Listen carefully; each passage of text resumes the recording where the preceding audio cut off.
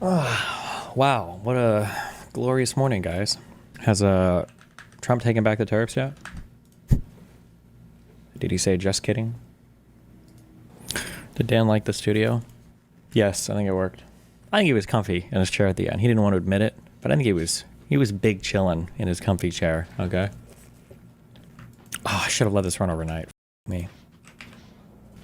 Bring back Twitter Spaces. I mean, it's just gonna be random dipshits coming out. I don't know, I'm trying to think about it, but I don't know, man.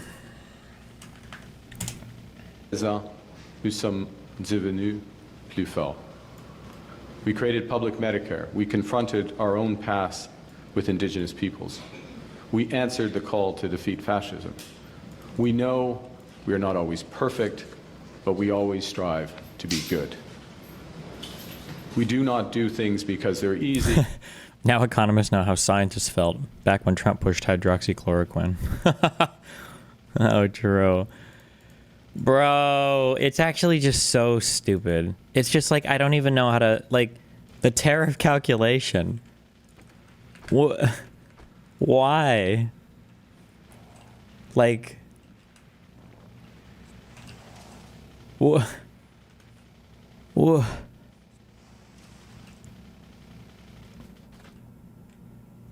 The deputy press secretary explaining the calculation. Yeah, I saw it. It's just like, I think it's all AI slop. I unironically think it's AI slop.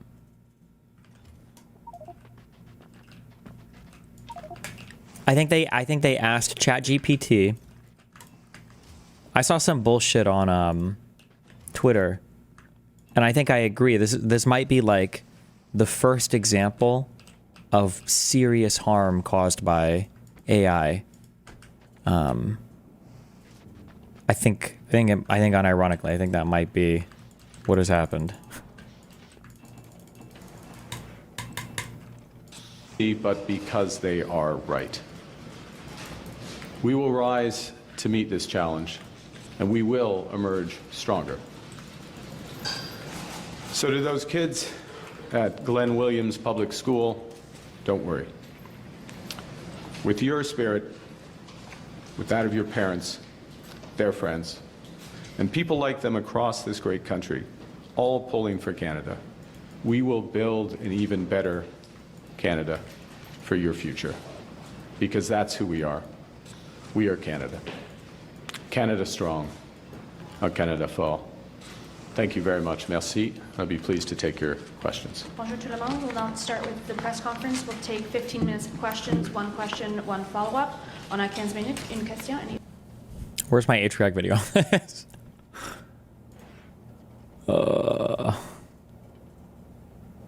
Oh, Lutnik. Mr. Secretary, thank you for making time for us on a busy morning for you and the team. What's up? Appreciate it as always. Let's talk about those deadlines, those dates. Baseline tariffs start on April 5th. Higher tariffs start on April 9th. What happens between now and then? Well, we are talking to all the trade ministers, but nothing really happens between now and then. What CEOs are thinking about is finally, let's think about building in America. You've got almost $5 trillion of commitments coming to America to build their factories. That number's only going to grow as people realize. I just want to remind you, okay, because you need to understand this, okay? Things will be more expensive. Definitionally, they have to be. That is the function of a tariff, okay? The idea is that you have some local industry, but the prices that they have to list their goods or services for are prohibitively high, meaning somebody else around the world is always going to be able to produce them at a lower price. What a tariff is supposed to do is raise the floor of all the available pricing so that your domestic industry can compete. So definition, anybody that says, oh, things won't be more expensive, they're lying. Not only will things be more expensive, definitionally, that is the purpose of a tariff, is to make the price floor higher to give your domestic industries a competitive edge. So things will get more expensive. What? Hey, what if prices go up if consumption stays the same, but what if consumption goes down? then our standard of living gets worse. Prices don't go up, right? I mean, that could happen too. I guess our standard of living could just fall, right? Yeah. Instead of cars getting more expensive, it could just be that nobody buys a car. I mean, right? But now I think what you're talking about there, reduction in consumption, that's like would it be considered a not deflationary spiral, but that would be like a death spiral for the economy, no? No. So you would like. Well, it depends how worse it would get. This is really bad. Well, yeah. if demand decreases, like if there's a decrease, you don't need demand to decrease. So the idea is that consumption expenditures, right? Hold on, are you about to spend 5 minutes to go through some bullshit where you're going to agree with exactly what I just said in the beginning, or are you telling me that consumption can fall such that prices raise and everybody comes out, it's a wash at the end? Because at the very least, the supply of stuff sold will be decreased, so that your total profits will be decreased, your total revenues will be down, your employment will decrease, you have to hire less people, right? Like, are we going to end up at the exact same spot at the end of this conversation? Well, my point wasn't to say that. It was just the idea that you need to have a decrease. Like the idea that you have to have consumption fall a lot to like outpace the inflation. Wouldn't have to have that. That was what I was going to say. Is the idea that it could level off, and then you could have a scenario where inflation doesn't go up because if consumption doesn't like. Yeah, but if that leveling off effect is happening, then necessarily that means that people must be spending more money somewhere else, right? Something has to. Well, yeah.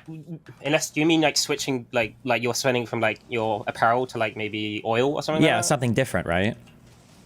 Yeah, it would be. Yeah, the funds are switching. By definition, yeah, because the nominal GDP is the same or the consumption is the same. Yeah. Okay, so you're agreeing with what I said before? Just I with was gonna listen. I just wanted to come in here and say that the guy I was saying, the Stefan Moran guy, he was the guy that made all this stuff, right? You can see in the article I posted, right? And the paper he did is literally this guy is a full on like he is. I think he might be a white nationalist. I'm not gonna lie. I think he's literally just like. Fucking Trump's cock, and he's like whispering in his ear, and he's like, "Hey, you need to do like 50% shit." I think you should maybe read a bit about this guy because he is like actual fucking crazy mode, and he's like actually controlling the fucking policy in the White House. Sure. Wait, what is the? Okay, sometimes people say like you should read this guy or see this. What's the point of that?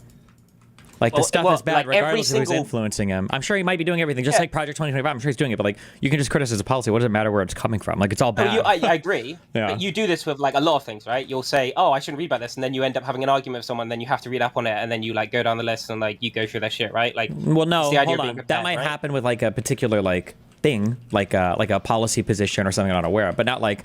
I should see where this came from. Like, it's enough to know that it's bad. I don't know if, like, the history... I think it's, like, it could be interesting to explore. Or if there were questions about, like, the motivation, like, arguing, like, well, where did he get this from? But in general, like, I don't think I need to know who this came from to understand No, it's I really didn't mean bad, the right? guy. No, I didn't mean like that. The motive of his reasoning is what I meant. But, like, this guy, he has been, like, posting about, like, restoring America and doing this, like, kind of... His plan that everyone's been spouting, I'm sure you've noticed, is, like, he's been posting about it for years now. And he was in the previous admin for Trump. He was an economic advisor for Trump. So, like, this has, like, a very real possibility of, like, him being, like, you know... I don't know. I haven't looked into his, like, personal stuff, but, like, he's definitely, like, very hardcore into Trump's, like, world. And he has a very big leaning into controlling like the kind of narrative, and I'm nearly certain that Trump is like being told a fantasy story of like the world that he can give him, and Trump loves this world, and that's why like that's his guiding principle. Like I don't think Trump has come up with any of these. Yeah, of course, he has no idea. Yeah, I think he has this. It's like a combination of like the zero sum game shit, where if other people are winning, it must mean we're losing, and then this weird fantasy that. You could vertically and horizontally integrate every single industry in the United States of America like an autarky, and it'll be awesome. Yeah, I just want to say because I think it might be interesting to look into just because of how impactful this is now. Like this is literally the biggest thing in the world since like World War II, probably if this stays in, right? And this guy is like the driving factor towards it. So I mean, everyone on the right I see like who like actually supports this tariffs. It's all like standing him, like, oh, we're like Stefan Moran's going to bring it back, like he's restoring America, like thank God he was in the White House and stuff like that. So it might be like a good point too, but yeah. Okay. Other than that, we're fucked. All right. Never looking into that guy. God, I hate Metalloid. I should ban that fucker for actually me. It's time to bring manufacturing home to America, where the greatest economy in. Any chance this tariff plan originated in Russia somehow? No, it wouldn't, because it would be too retarded. Somebody would think this up in the KGB. Don't they have a new name for him now? And Putin would have the guy executed because he'd say, why would you waste my time with such an obviously fucking retarded plan? The Americans would never go for something so stupid. So no, there's zero chance this came up. Oh, FSB, yeah. There's no chance this came up in some Russian fucking intelligence room. It's time to bring manufacturing home to America, where the greatest economy and the greatest market in the world is. It's time for America to stop taking care of every other economy in the world and building them up. Let's build the American economy up. Let's build American GDP. And you're going to see great growth from America. Mr. Secretary, as you know, capitals around the world watching this program right now want to understand what they can do between now and then to avoid those tariffs. What do they need to do? Have you communicated any metrics to them whatsoever? Well, we've been... Can you read YouTube chat at least once? I sure can. Can somebody hide that user for 7 days? Anytime you type in YouTube chat, do you usually read YouTube chat? Where you get a 7-day timeout. Where are my mods at? At Destiny, why is the zero-sum game thing that conservatives use bad? Can you explain? Because trade is mutually beneficial for both people. And you can create wealth. Wealth is not a limited, finite, scarce resource. It might be based on scarce resources, assuming we extract every single piece of energy from the planet and from the sun and from the universe, okay? But wealth is not a limited resource. So, for instance, let's say that I've created... let's say that I produce shirts and I have 2 shirts, okay? And let's say another guy produces pants and then he has 2 pants, okay? If me and him engage in a trade and I trade him 1 shirt and then he gives me 1 pair of pants, it's not a wash at the end of the day. We've both gained. We've both benefited. Like, that's good for both of us, right? He didn't take advantage of me and screw me over because maybe my shirt has a little bit more wool in it than his pants have linen in it. I don't know what the fuck materials use. Well, we should start learning our materials as we go back to manufacturing textiles, I guess. But you can create wealth by having people engage in mutually beneficial trade and everything. Just because one person's winning doesn't mean another person has to be losing. It's not a zero-sum game. Talking to the trade ministers of the major trading partners for more than a month, and we've been talking to them. And so you have to understand, and this is what's difficult for your audience to understand, that tariffs are easy to understand, right? We have a 2.5% tariff on autos, and Europe has a 10% tariff, and other people have a 20% or 15% tariff, and that's sort of easy, so they can all come down. Fucking retard. Commerce Secretary. What an unbelievable... Where did this... And before this guy went to school at, like, the best fucking Ivy League, MIT for economic, whatever the fuck bullshit.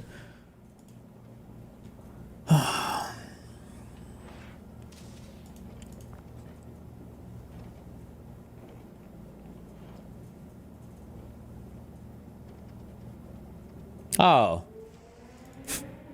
Second son of Solomon. Really? Does that mean he's Jewish, or was Solomon not? That was a Jewish guy, right? He must have been, right? Oh, it says he's Jewish right there. True. Get him out of here, man. Nobody stepped up to protect us. Not the Nazis. Where are they at? Not the deep state. Where did they go? No CIA assassinations, okay? No FBI staging an insurrection, all right? No military-industrial complex, okay, to make us ship weapons to Ukraine. What's going on here? Where are all of our secret agencies that are supposed to be running the fucking country? Where are my career bureaucrats that were supposed to say, no, Trump, we can't do this?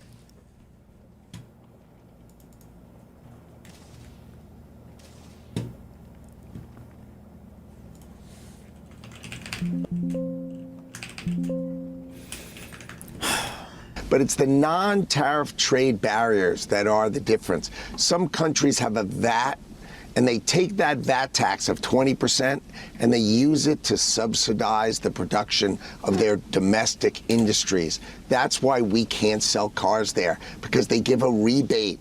Either they give it directly. One country told me yesterday that they give it directly to their car manufacturer to make their cars cheaper. That's why they sell successfully and we don't. Others take the money and use it. And what did... Damn, bro, I got a lot of investment Twitter on my fucking timeline today. When Warren Buffett said, I'm actually holding cash and cash equivalents. Warren Buffett watching the stock market collapse while holding $300 billion in treasury bills.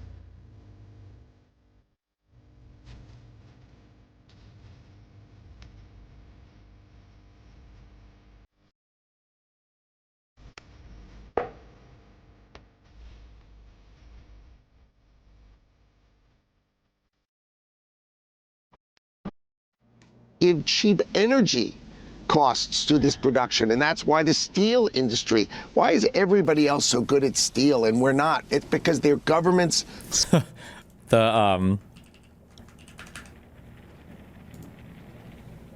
I think this was just all written by ChatGPT. The White House published a statement saying that they didn't actually use a super simplistic formula in order to calculate what the tariffs are.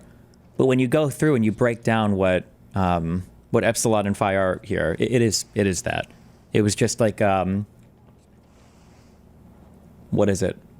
Imports minus exports to get the trade deficit, and then divided by imports. It's just fucking retarded. It's actually just fucking retarded. It's actually fucking retarded.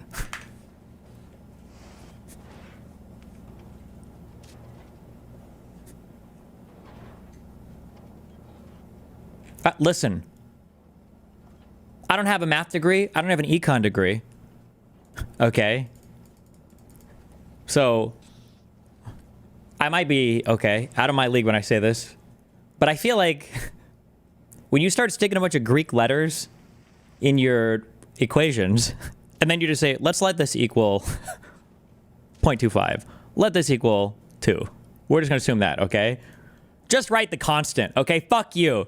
Don't try to make this seem more complicated than it actually is, all right? If you're just going to, let's assume that one has to do with tariff pass-through, basically. So they're just assuming what the amount passed through to the prices, and then they're just making an assumption on what the elasticity of the demand will be. If you're going to make those assumptions, then don't write the Greek character. Just write a fucking constant, okay? Fuck you. It's so stupid. This whole thing is so dumb. It's not. It's okay. Whatever. Sorry. subsidize it. So we really need to change the... Next, similar, how to similar take you. The White House is basically woke now. This is like every dumbass academic paper where they make some incredibly stupid claim but cover it up by using Greek. Oh, sure.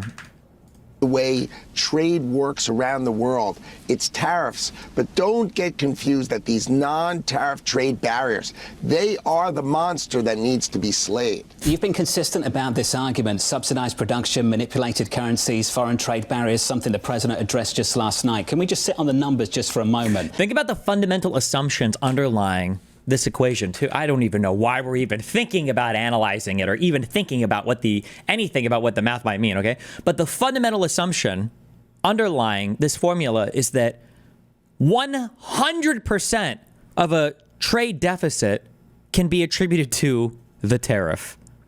What is like, there's no such thing as any sort of comparative advantage. Every single human being in every single country in every single factory is the exact same amount of efficiency, no matter the climate, no matter the culture, no matter the education, no matter the productivity of the citizens, no matter nothing. Every single country is the exact same ability to manufacture every single good.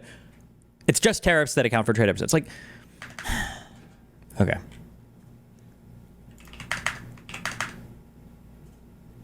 Sees foreign trade barriers, something the president addressed just last night. Can we just sit on the numbers just for a moment? The EU, 20%, 24... I don't get the meme. Is that good for Buffett? Yeah. Holding cash is retarded generally. Markets are almost always going up. Like, holding cash would be dumb. And a while ago, cash or cash equivalents. Treasury bills, I believe, are considered cash equivalents because you have basically instant liquidity. They pay out on their face. It's like everybody can trade treasury bills. But Warren Buffett, I think a couple months ago, said he was moving a ton of fucking money into treasury bills. Well, if the market tanks, cash is good because you can buy more with your cash. Stocks are on sale. 4% on Japan, 34% on China. Just what exactly was the methodology to go through all those different barriers to entry that you want to knock down? How did you come up with these numbers?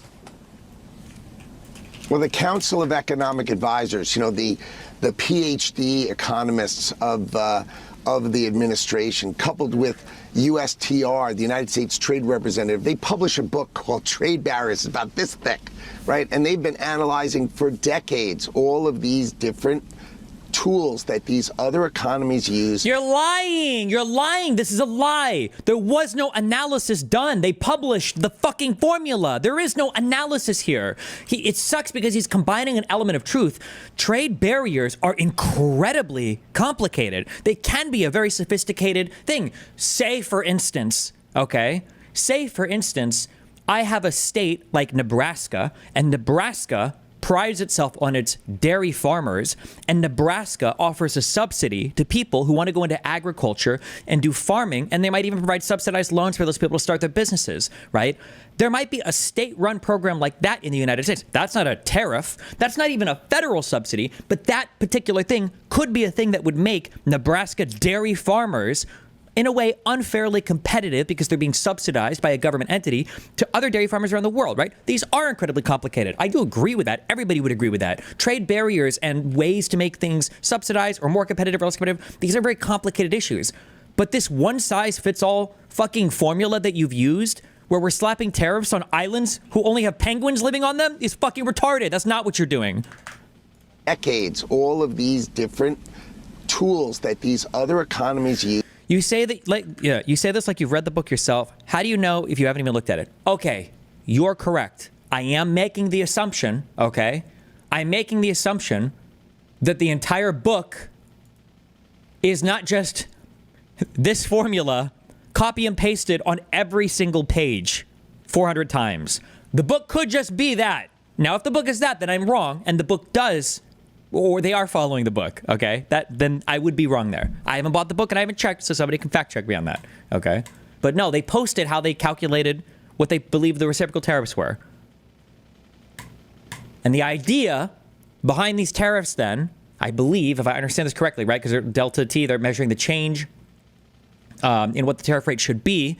Their calculation is that, what I believe what this function implies is that if we do reciprocal tariffs, all trade will balance, I think is the idea. That as long as we can hit zero trade deficit, the goal using this formula, I think, is zero trade deficit with every single country, which is...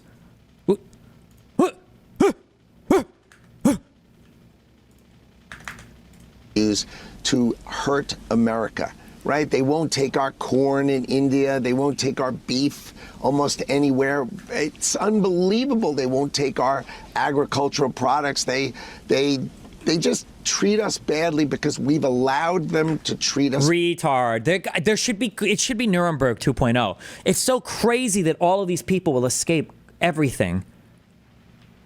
There has to be, we need a path back for conservatives. It's actually crazy how you can just lie over and over again. And then these fat fucking cheeseburger Americans will sit here and say, oh, freedom of speech in these other countries is so bad. You go to jail for blah, blah, blah. Okay, well, here's what we do with freedom of speech in America. Your cabinet members just go on TV and they lie over and over again. Does Bloomberg...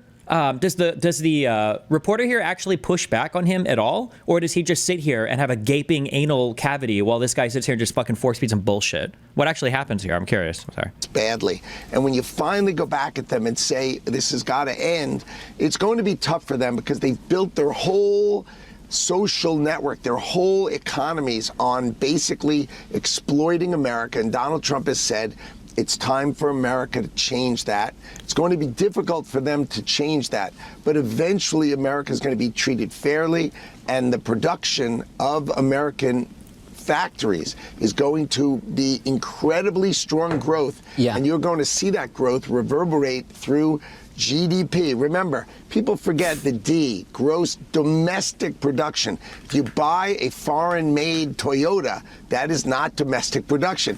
Oh my God!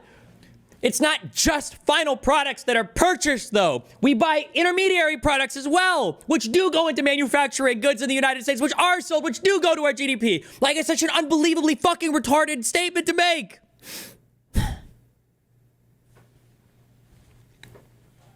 Or if anybody with USD comes back to the United States and buys stuff here, or just the fact that there's a world full of people holding, not GDP, USD. The fact that there's a whole bunch of USD out there that gives everybody investment into the stability of the US economy and the world hegemony and everything else. Dude. Making a car in America, that's domestic production. Mr. Secretary, if we could just sit on the methodology just for a bit longer and address. Yeah, let's do that. I like how this guy's laughing because he's like, fuck, am I doing the full dragon dildo today? Or am I just going to do like a 4-inch one? Let's find out. Directly. This is what we understand, what most people understand you did, that essentially you divided the country's trade surplus with the United States by the total exports. Oh, thank you. And then divided the number by 2 and produced this discounted rate. If you're a trade partner right now, And if you've you're just a trade partner right now, okay, and you've ever studied any finance or econ in your life, aren't you kind of looking at this and thinking like, man, this is really fucking retarded? isn't that kind of fucking stupid? watched how America has put together that policy. How are you meant to negotiate with that? What are those countries meant to say? What are they meant to do? Well, let's find out. I'm so curious how he answers this question. It's just going to be repeating talking points. You try to not answer the question, and then you just repeat whatever the slogan is. I hate my life. What are those countries meant to say? What are they meant to do? The countries understand that their trade policies were an exploitation of America. Everybody. It's not. We're not going to answer the question. There's no answer. That's cool too. You don't have to answer anything. You really never, ever, ever have to answer a single thing. In fact, you're a sucker. Okay, you're a sucker if you answer any of these fucking questions. Understands. One country actually said to me, I was amazed that we were able. Why do we in the UK get a 10% tariff when the formula says negative 17% US money? Because fuck you, that's why. And it's because they set a threshold minimum of 10%. That's why. So if you came under the 10%, you just get the 10% anyway. Understands. One country actually said to me, I was amazed that we were able to get away with it for this long. You're lying. These are always fucking lies. They're always fucking lies. Somebody said to me, one guy said to me, why don't people know these tricks, right? Does this work? A guy said to me, it's like, imagine watching you're like watching a Destiny stream and it's like, oh, this country emailed me. This guy said to me, this thing said to me, bro, you're the Commerce Secretary, say something. Who said this? Like, give a source. You're in the government. Say something. I mean, imagine that. Can you share that country with us? Because they God, thank you. Thank you for asking. Thank you. Thank you. Thank you. Where's this guy's Patreon? All subscribe. Thank you for asking. Who? Which country? He's not going to answer. I'm not going to reveal that. As I turn your... That for this long.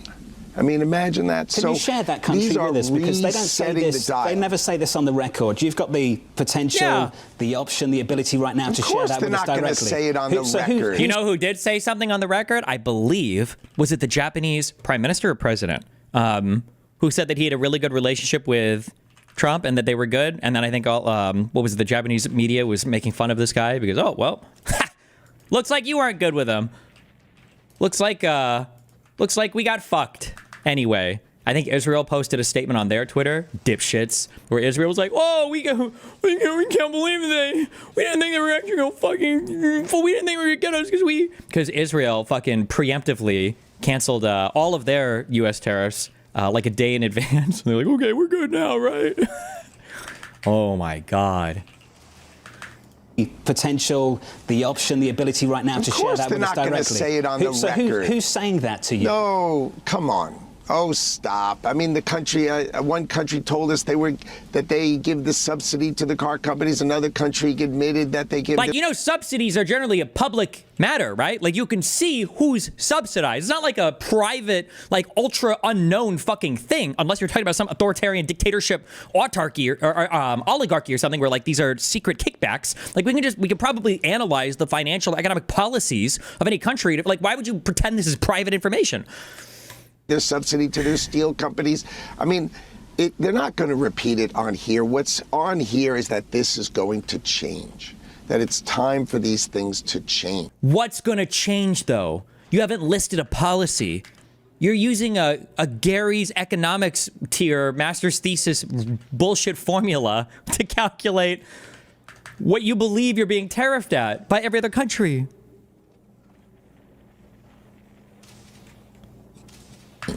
And they're going to be more fair, and America is going to do well. And in the middle of that time, all the factories are going to come. Is this guy an official or is this guy some random? This is our Secretary of Commerce. So this is a cabinet level position, I believe, right?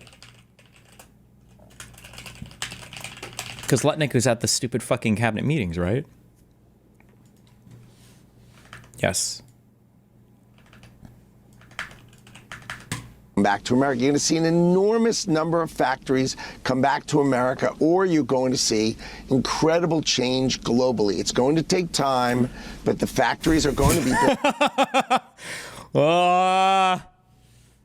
I woke up this morning ready to drink my cup of nothing ever happens. But it is happening. 3.5 point slide on the S&P 500 so far. Maybe it'll rebound by the end of the day. Who knows? Maybe. Built in America. That's the most important thing. Donald Trump wants to see steel and aluminum made in America so we can defend ourselves. He's going to want to see pharmaceuticals made in America. Who on your audience doesn't want us to make the ingredients for pharmaceuticals? Did anybody ever ask themselves why the ingredients for drugs should be made in China? Why is that? Apparently they make good shit. That's where we get all of our fucking fentanyl from, no? Which drugs are not working because they're being manufactured somewhere else? Have your Health and Human Secretary, Health and Human Service Secretary doesn't even fucking believe in pharmaceuticals anyway. Why the fuck does this even matter? RFK Jr. doesn't even believe in pharmaceuticals. That's not cheap labor. That's high-tech factories in China. Why? Because their government helped create it. They created cheap goods there. They oversupply them. They drive the capitalist American who don't think like this out of business, and then they make it in China. And Donald Trump has said, I've had enough of this. I think, Mr. Secretary, most people would totally agree with you. They would totally agree with you because China is an adversary. It is not a partner for the United States. Europe would make a very different argument. And Europe might be wondering this morning why they're being thrown into the same bucket as the Chinese. What explanation can you give them? Europe does not took advantage of us too. Treat our products fairly. They do not treat our companies fairly.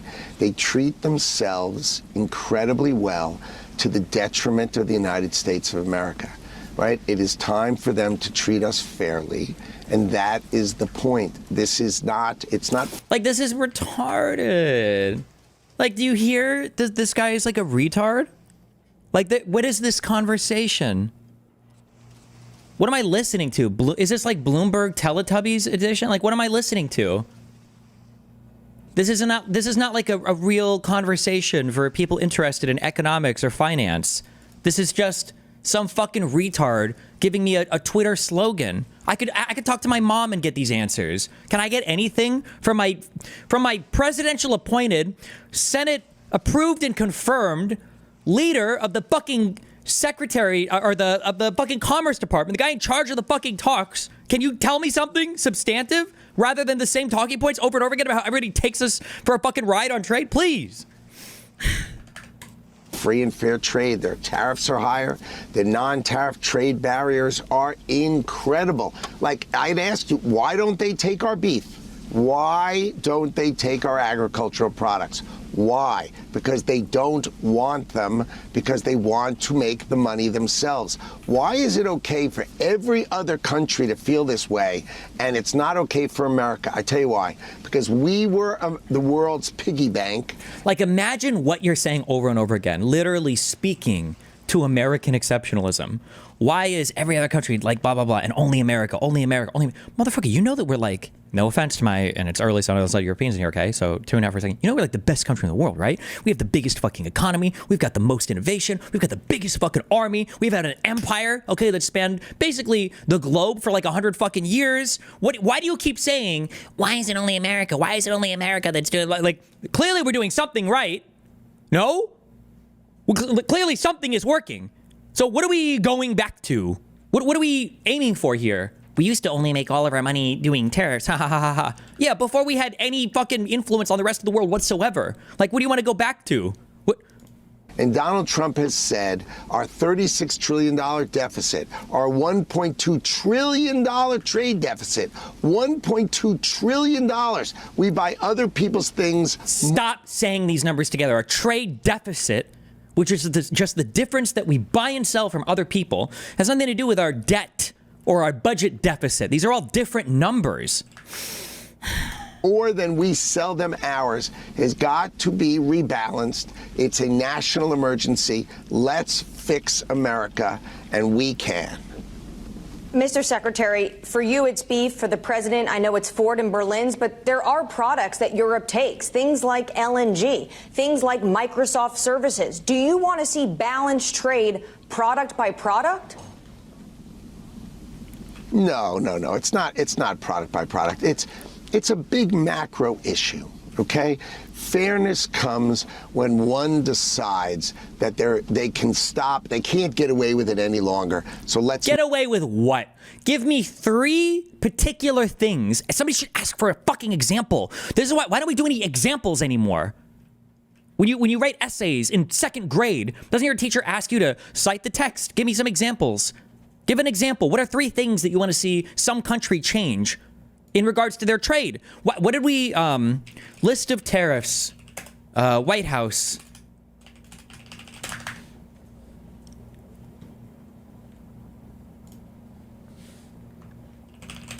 Fuck, where is it? Like, don't we have it? Was it like 90% on fucking Serbia? Like, what does Serbia need to change? make a great deal with the United States of America, okay? They've got core issues. They have a VAT tax of 20%. VAT applies to everybody. What is VAT? Why are you citing VAT? Unless it's only applied to foreign producers, why are you citing VAT? I understand you're an American and we don't have that, but you don't have to be a retard. Just kidding. Europe has 21%. I mean, so when our goods are sold there, we pay 21%. They say everybody pays that. And then they use that money to beat us down in other ways. What? What? What? What do you mean? What? You have to say how? What are you talking about? That. And then this is a quick thing. Okay, value added tax for people who don't know in chat. Okay, so in the United States, we use something called a sales tax. What that means is that when a product, an end stage product is sold to a consumer, we pay a sales tax on it, not federally, but usually by state, you'll pay a sales tax. A VAT, a value added tax, means that at every stage of production where value is being added to something, you pay a tax, I believe, on the appreciation of the value. So if I buy some steel for $1 and then I buy some pants for $1, and then I make steel plated pants and I sell those, and now I can like sell those to the next stage for $5, then I would pay a value added tax on the $3 of appreciation from the difference in between what I sell the intermediate good for versus what I bought the intermediate goods for. If that makes sense, right? I believe this is a value added tax, but this applies to everybody. That's not an unfair, that shouldn't make somebody more competitive or less competitive. Like everybody pays a value added tax. Now, unless there's a specific exemption or something, but when our goods are sold there, we pay 21%. They say everybody pays that. And then they use that money to beat us down in other ways. I mean, come on. Other ways how? We need to have... Why are you saying come on? Like you're a random dipshit off the street. Come on. No, you should have an actual fucking argument. Bro, I just want to go to college and I want to write all my essays like MAGA. Why did the conquistadors do what they did to the Aztecs or the natives or whatever? And it's like, come on, you saw what they were doing. It was obvious how unfair they were being. And they've been taking advantage of all this land and not doing anything with it. Come on, what are you thinking? Fair trade, macro, not product by product. But I think that the way Donald Trump looks at it is country by country. And what's going to happen is you're going to... That's another lie, to be clear. Nothing was looked at country by country. There was a broad, made for and consumed by retards formula that was just broadly applied to every country on the planet that basically said, the larger our trade deficit, the more you must be tariffing us, because the only way we could ever have a trade deficit with somebody is if they're unfairly tariffing us. That's it. To see domestic production grow. You're going to see interest rates come down in America. You're going to see growth in America, great jobs in America. Robotics is going to... Sorry, are you seriously saying if you started going into deep economic theory that anyone would care or listen? It's Bloomberg Business! Yeah, this is the Bloomberg channel. It's for business. I'm not saying he has to go deep into econ theory, but he has to say something more than what I would expect to hear on fucking OANN or Newsmax. Yes, he should say something. Going to come to America. It's going to replace cheap labor overseas. Robots can make things. And you know what the job there's going to be? Mechanics who fix robots. Kind of like a high-end BMW. Robots are going to need to be... Adam, what's your point? The future looks bright. Oh, sorry. I opened a PBD video and it started playing. Holy shit. fixed, and those jobs are going to be high-paying jobs, and they're going to be here. We're tired of them being overseas. For some countries, there's the 10% base, and that's the only levy that they were hit with yesterday. I'm thinking of the United Kingdom, I think of Australia. But those countries have a trade surplus with the United States. So why blanket 10%? Why are you punishing the people that we have a surplus? Why aren't you at least incentivizing those countries? What the fuck? The tariff on? Well, you see.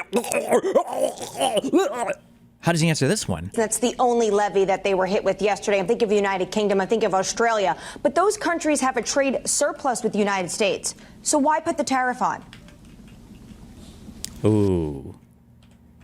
Technically, she misspoke. We have a trade surplus with them. They have a trade deficit with us. Yikes. Big yikes, I think, right? Surplus with the United States. So why put the tariff on? Well, I think the president understands that all of these countries, even if they have a trade surplus, if you dig into it, like, for instance, even the countries that we have a trade surplus with? Even they're taking advantage of us? Bro, we're like the retarded kid in school. What the fuck are you talking about? He's really about to say this? Literally everybody's taking advantage of us? Every single country is my enemy. What the fuck? Wait, what? That all of these countries, even if they have a trade surplus, if you dig into it, like, for instance, the UK, their trade surplus counts that they have this London metals exchange, and so gold and silver bullion going in counts. I mean, come on, that doesn't really count. So, wait, why not? Wait, what? What? So what are the only things that count? Australia, which is a wonderful partner of ours, they buy a lot of our planes, right? And if you buy our commodity gas, I mean, that's really what you need, not really what we need to sell you. It's not the same. What?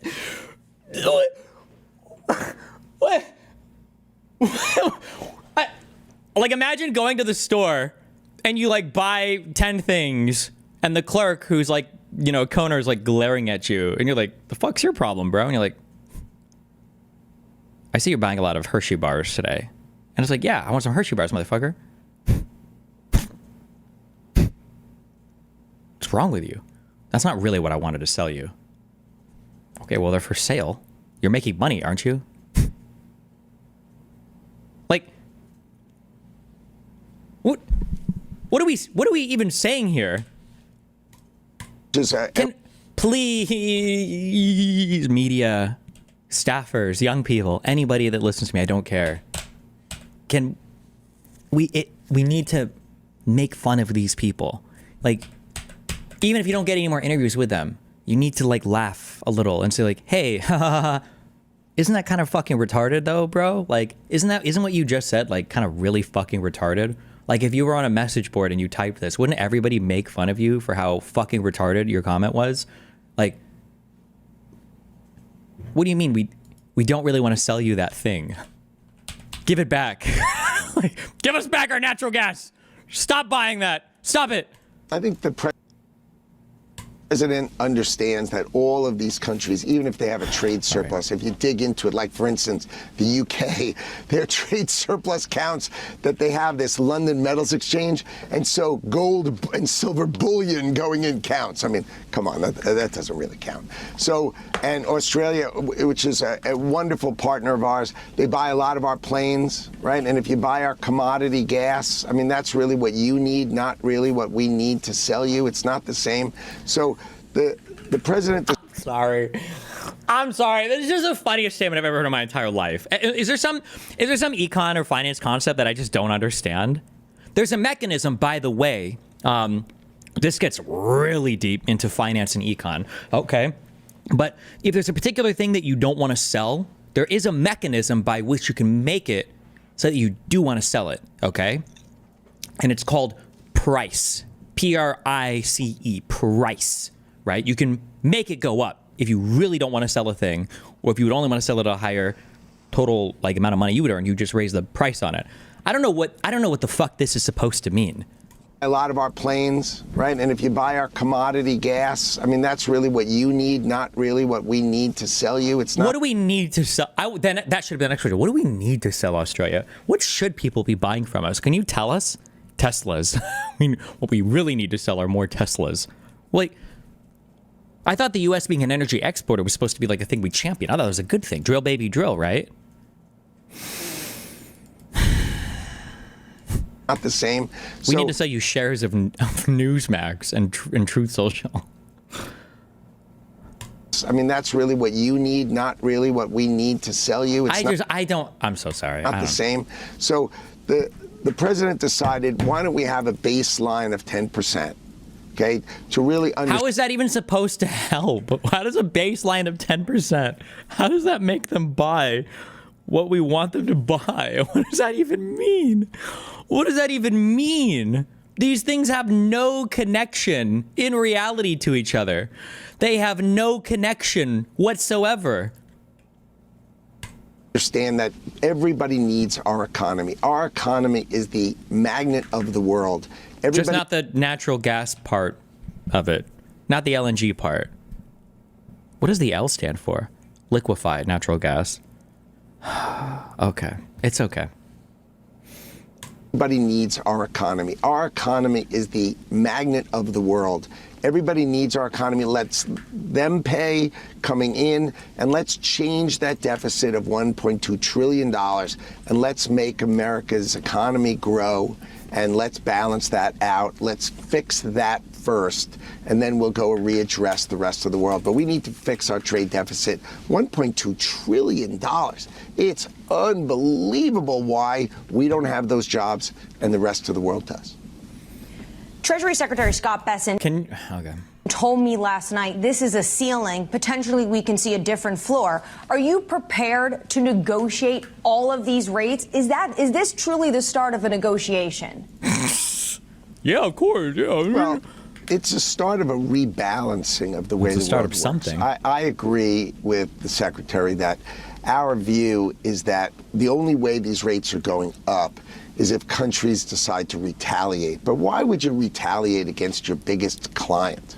Your biggest client says, I want to reorder things. I mean, the United States of America is the largest client in the world. And yes, of course the countries are going to talk to us, but they talk too casually. They always talk. Think about what he's saying right here. Think about how fucking stupid what he's saying. He's saying, like, in one breath, he's saying they have to work with us. We're their biggest client. What is he talking about? He's talking about soft power. Why are we the biggest client? It's because we import a whole bunch of fucking shit. What is the point of your tariff? Your point of your tariffs is to reduce what you import. And you're talking about manufacturing everything domestically, which reduces your size as a client. So why the fuck would they work with you? The whole point of your policies is to no longer be a large client. You don't want to buy shit from them anymore. You're giving away all your soft power, and then in the next breath mentioning how important your soft power is to negotiate with them. It doesn't make any sense. Talk about their tariff rates. I mean, it's like they say, oh, I'm going to cut my tariff rate. You think the reason we don't sell a car is because Europe charges a 10% tariff and we were only charging 2.5%? That was outrageous. But the key is they have all these rules. Like one of my favorites is the Koreans. When we made a deal with rules are things that they're not qualified. None of these people are qualified. Rules exist, and these are things that are negotiated with or about or around when you enter a trade agreement. That's why trade agreements are so complicated. It's because you hammer out what all of the rules of your trade are supposed to be. Yes. Rules. Like one of my favorites is the Koreans. When we made a deal with them in 2012, we took their car. Also, just as a quick random thing, I think, assuming, because I've been seeing a bunch of random comments in chat over the past few days, and I can't tell if this is actually true or not. If it is the case that your intrastate commerce in Canada is not regulated, or rather that like your provinces can like tariff other provinces inside Canada, that sounds fucking wild. What the fuck? You guys seem crazy up there. But anyway, sorry. Okay. The 10% tariff and we were only charging 2.5%. That was outrageous. But the key is they have all these rules. Like one of my favorites is the Koreans. When we made a deal with them in 2012, we took their cars, right? Kia and Hyundai, and we were going to sell agricultural products to them, right? And when McDonald's went to send in French fries, they wouldn't let them go in because we couldn't prove the origin of the potato. I mean, you don't understand the scale and depth of— Well, what's the source of the rule? Like, okay, I'm not, like, what's the source of the rule? Like, there's probably a reason why this rule exists. I doubt it's a random, or it could be random and arbitrary, in which case go to the WTO and have it removed. Because random bullshit rules do occur. They do happen. And people put random bullshit rules sometimes literally just to fuck your trade over, right? The only case that we ever looked into with any amount of specificity, it was for a waste of time debate with Michael Brooks, who was funnier than he was intelligent. But it had to do with Canada, I think, tried to fuck over a U.S. company when it came to, I think, tire manufacturing. Canada took some weird environmental regulation that they implemented that literally only impacted a single manufacturing company, and it was just the American one. Probably, based on the totality of what I saw, it seemed like it was probably done just to fuck over the American car company. It wasn't like an important environmental regulation. It was just to fuck over that one car company. Countries do this, but you fight over this in the WTO, or you do this as part of a trade negotiation. Of how they keep our products out. And Donald Trump has said, I've had enough. We are going to be treated better. America is going to be treated better. And that starts today. Mr. Secretary, why exactly wasn't Russia on that list yesterday? Because we have sanctions against Russia, North Korea, Belarus, and Cuba. And so we're not supposed to be trading with them. Thanks for clearing that up. The additional question that other people had too about... Then the next question that he should have asked, just to get it on the record. Oh, okay. So let's say that the Ukraine-Russia war ends or whatever. If sanctions go away on Russia, will there be tariffs in place on Russia? You should get that on the record. I feel like that's important to have on the record. But now, Mexico and Canada, they were also noticeably absent. Why were they absent? Well, they are operating under a rule that was set on for fentanyl, right? That they needed to close the border and stop fentanyl. And what that rule is that USMCA, right, the major trading is exempt, right? And the other products that they do have a 25% tariff. When that is resolved, so we're not going to double count it. That's just not the way it works. They put tariffs on Iran who have sanctions? Or do we sanction the entirety of the country? Because I think there might be like limited sanctions, but I'm not sure. I don't know. Works. When that's resolved, they will fall into a model like this. But I think USMCA, in the order, USMCA continues to be exempted. So car parts, for instance, don't come with a tariff if they end up being finished in American cars. So if you're building your car in America and you're getting parts from Canada and Mexico, that's fine. The American cars still come with no tariff. Okay, that's helpful. The additional question we had on just a few numbers, because we're all trying to make sense of this in real time, and you've got the numbers. What's the tariff on China now? The complete tariff, including everything. What is that number now? Well, there was a 20% tariff because they continue to make the ingredients for fentanyl and send them out, right? And those ingredients have the highest subsidy rate. Number now. Well, there was a 20% tariff because they continue to make the ingredients for fentanyl and send them out, right? And those ingredients have the highest subsidy rate in China, meaning the Chinese government is paying these factories to make these goods, the ingredients for fentanyl, which is killing Americans, right? So Donald Trump put a 20% tariff on that, and now the regular trade deficit number. Yeah, I'm curious. I don't know. Do we use fentanyl in the United States for, like in hospitals, or are there other opioids that we use for patients? I don't actually know the answer to that. Yes, we do. Number one. And then number two is, are the precursors for fentanyl, precursors are just the molecules and stuff you have that you combine or synthesize to make a drug, right? Are the precursors that used for other things as well, or? Right, the analysis by the Council of Economic Advisors and the United States Trade Representative, we have a 34% tariff, so it's 54%. But when they stop making the ingredients for fentanyl, Canada or China has to stop making they shut down all painkiller opioid production in their country. That's all they have to do. Okay, bro. I want to point out in 2019, President Xi told President Trump that he would put the death penalty on anyone who made fentanyl.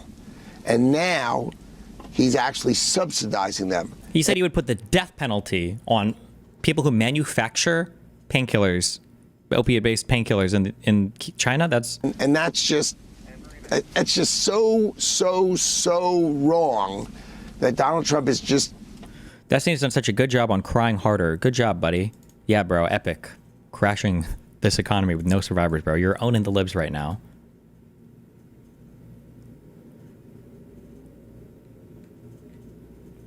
How are Destiny's lasers killing anything? This shouldn't be made with lasers. You should be using turrets 100%. Because all these things have huge resists to lasers. But Kane was in chat spamming for like 7 fucking days that you can't possibly do it with lasers. So I made a laser ship to spite him. I should redesign their ship though now. He's not going to stand for it, and he's got to hit them with the only thing he can Secretary hit them with, Lutnik, which is economic. You know what would be fucking funny as fuck? Is there a world where, because we domestically manufacture all of our fentanyl, that all of a sudden there's like even more people that get hooked on it in the United States because it's like easier to get here? I don't know. China as well. On China as well, what about the 301 tariffs that were put in place under Trump 1.0 and then carried on to the Biden administration? That's about 25%. Are those still in place? Do they get added to this cumulative number? They do indeed, but those are on specific product segments, and those still are as well. Autos are not. So we're on talking top about 79. So we're talking about 79% for some imports cumulative. We're talking about a 79% tariff from China. Is that accurate? On certain products, that could be true, sure. But they've got to stop the that. UAE. All they have to have is a phone call. All they have to have is a phone call from President Xi to President Trump saying, I'm going to end fentanyl production that's killing Americans, and it drops 20%. I mean, that's a pretty inexpensive phone call, but you have He's got to get on the phone.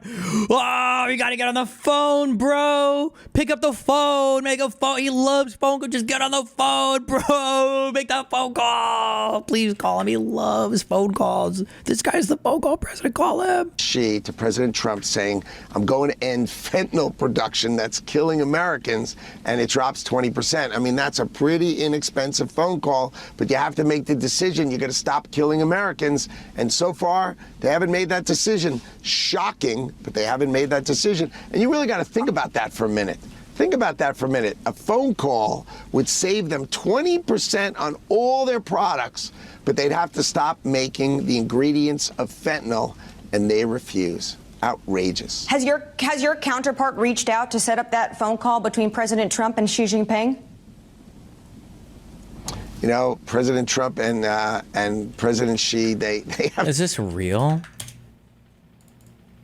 Newsmax team and Rudy Giuliani get to ring the opening bell on a day when Trump's tariffs crater the stock market. Is this the New York Stock Exchange? They're ringing the bell? Why? Why the fuck are they even allowed in here?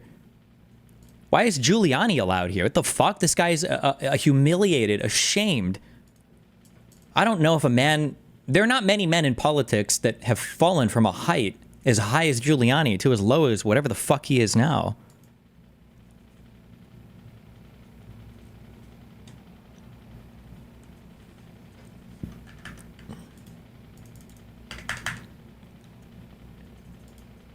Did Giuliani get formally disbarred?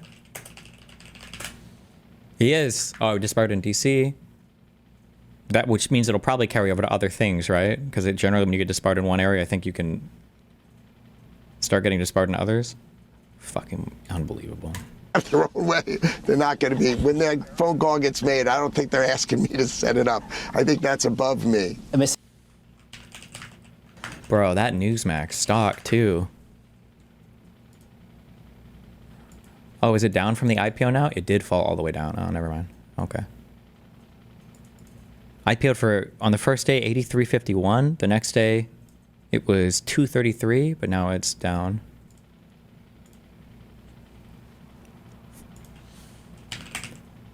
This is a cable channel now? Dude, I don't watch cable at all. Holy shit.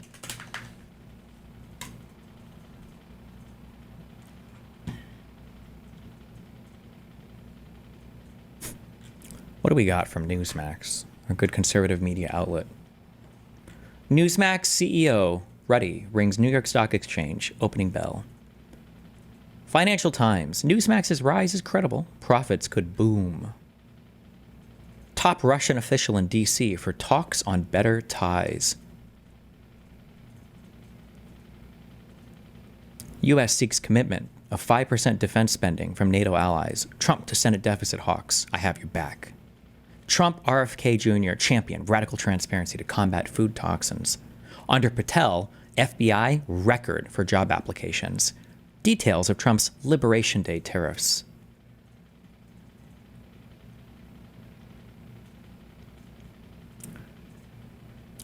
Will hold activist judges accountable. Commerce Secretary, the world has exploited the U.S.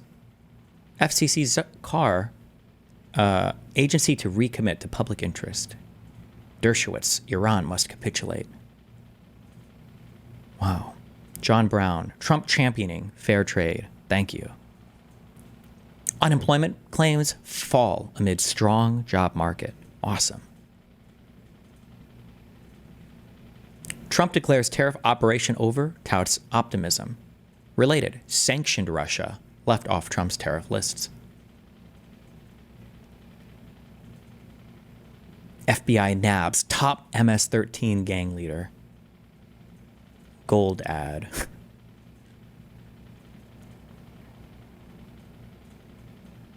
NSC staffers fired in Signal chat fallout.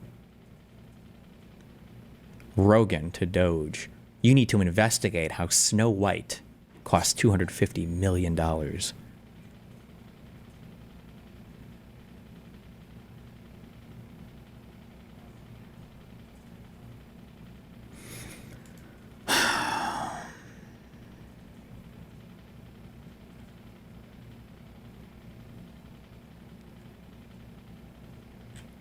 It was Liberation Day at the White House on Wednesday. Oh, let's listen to them read it to us. Sure, there's a tool for every job. But when it comes to PDFs and e-signatures, Adobe Acrobat is the only tool you need for any PDF job. It's the all-in-one, get-it-done solution for editing your PDFs, sharing them, even getting them signed.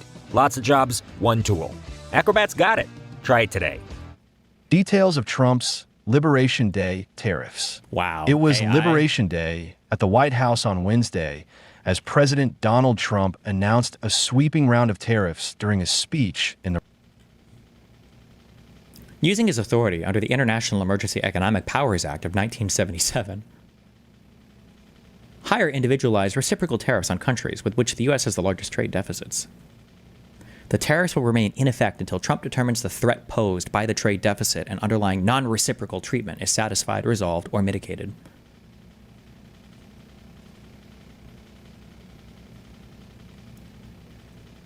Canada and Mexico are exempted because both countries are subject to 25% tariffs imposed last month to pressure them to do more to prevent fentanyl trafficking and illegal immigration.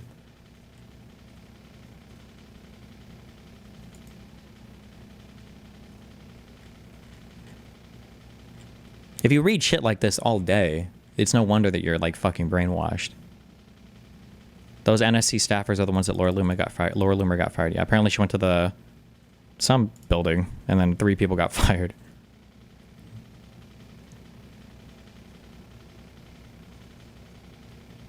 The firings came after Laura Loomer, the far-right activist who once claimed 9/11 was an inside job, urged President Donald Trump during a Wednesday meeting to get rid of several members of his National Security Council staff, including his principal deputy national security advisor, claiming that they are disloyal. One of the sources said the firings were a direct result of the meeting with Loomer.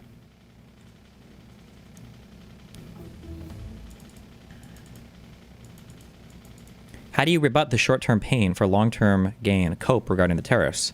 There is no long-term gain.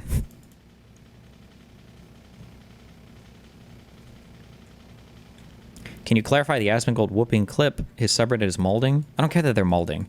For him to be here laughing at people who are literally getting laid off and fired from their jobs for no reason other than for Trump being cruel or Republicans being insane, like, it's unhinged. It's crazy. It's an insane lack of empathy on top of stupidity. But Mr. Secretary, does that tell you something about maybe the leverage you think you have, perhaps you don't have over the Chinese? The fact that they aren't reaching out, they aren't doing those things, despite the fact you've put tariffs up as much as you have?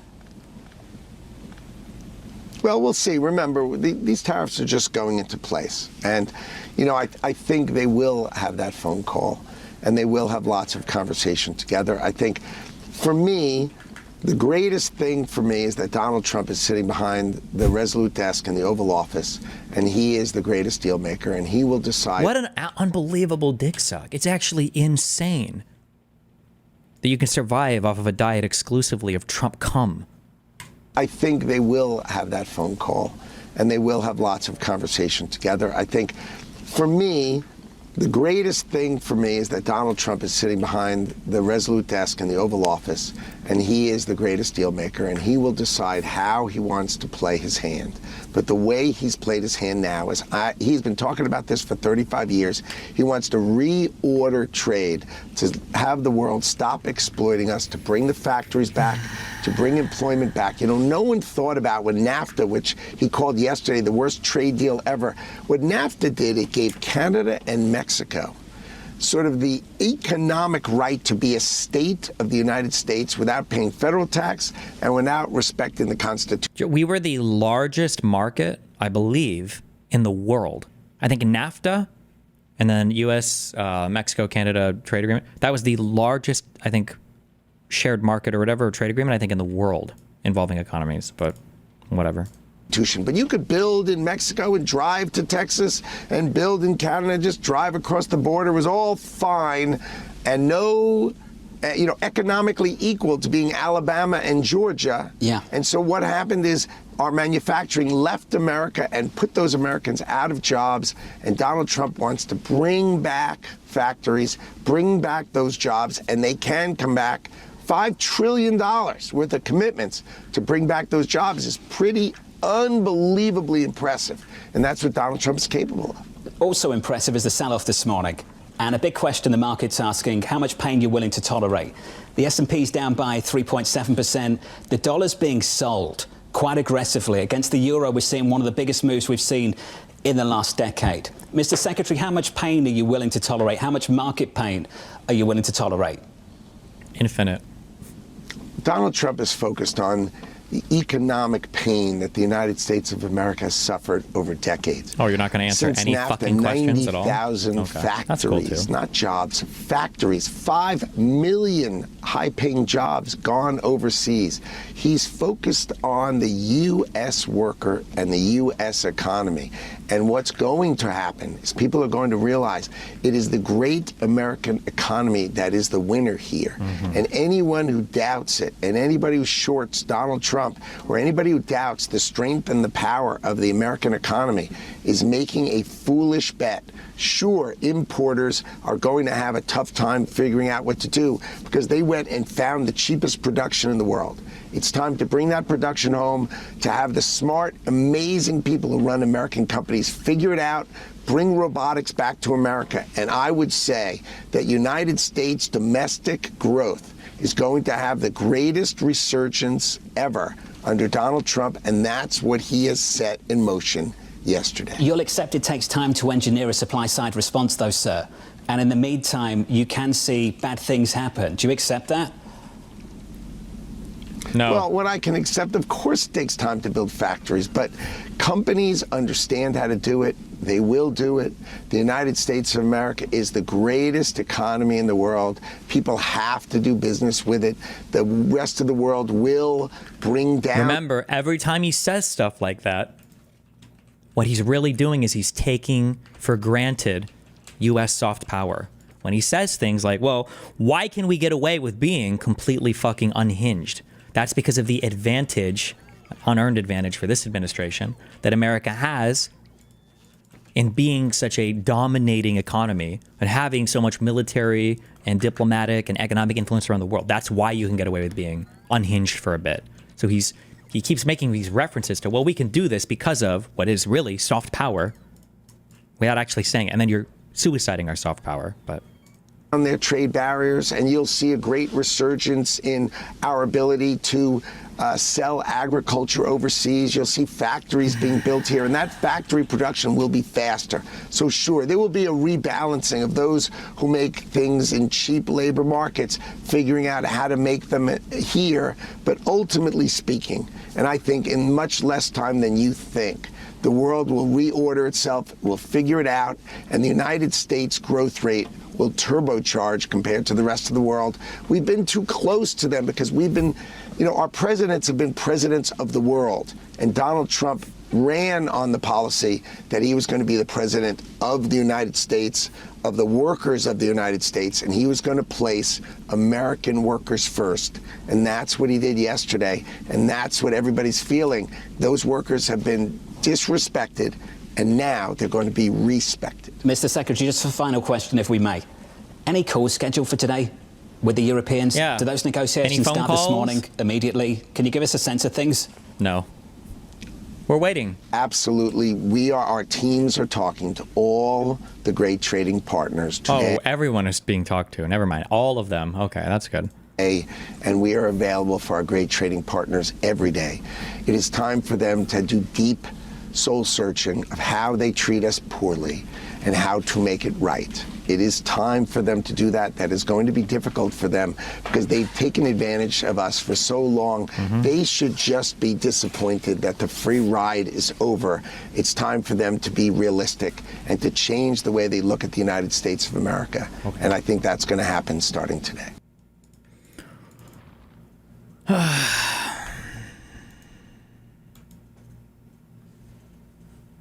Palmer Luckey, CEO of Anduril, crashing out on Twitter, saying tariffs aren't protectionist, actually. No, reciprocal tariffs are the opposite. The whole point is to encourage free trade rather than lopsided, quote-unquote, free trade we currently have with so many countries. Good one. Oh, he follows me. He said, I'm a technology enthusiast, so I already know he's retarded. That's good.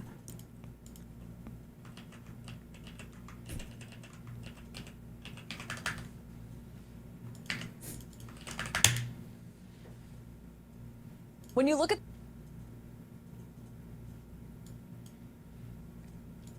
every middle manager and team lead in the world is now pointing to software engineers that have been complaining about managers forever, and now all the middle managers, all the team leaders are like, see, this is what I was talking about. You see how fucking annoying these guys are? See?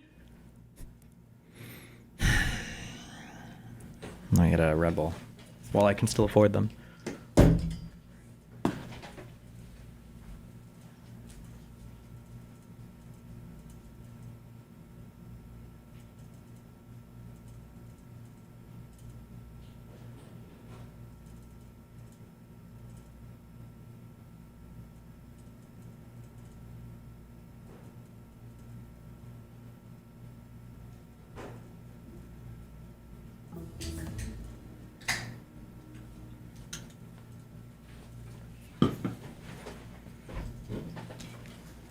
If you want the real take from Bloomberg, go to their live stream and rewind an hour and 27 minutes. Severe way. So in that uncertain environment and with payrolls data in hand that we'll get tomorrow, Chairman Powell... Except the word wasn't shoot. Oh. With the companies that source a lot of their materials in Asia being hit the worst, Apple, Nike, two prime examples there. Apple has the biggest weighting in the S&P 500, and Apple shares right now, they are down 8.1%. Nike shares down close to 10%. And we have a quote, Alex and Paul, from the CEO of RH. That's Restoration Hardware. The tariff news has sent their stock. Right now, RH is down over 40%. Is a recession coming? Yes, probably, but it depends. I don't even know how we'll field this because everything is so unique and crazy and weird right now.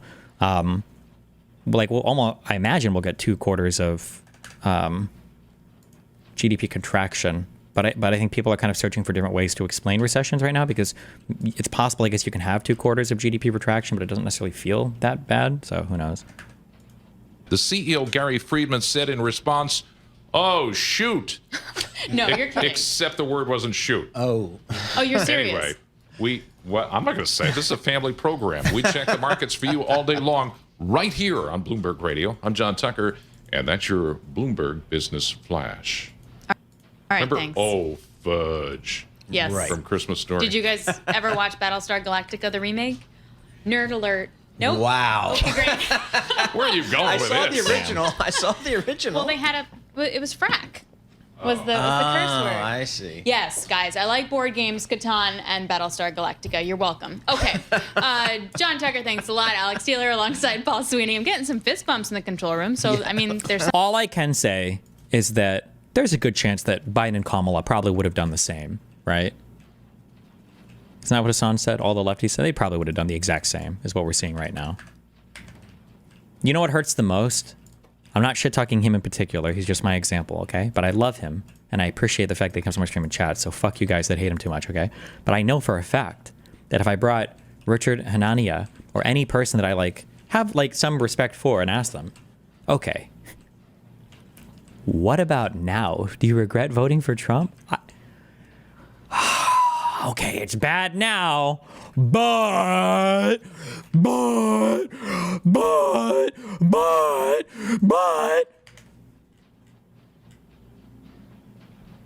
something there.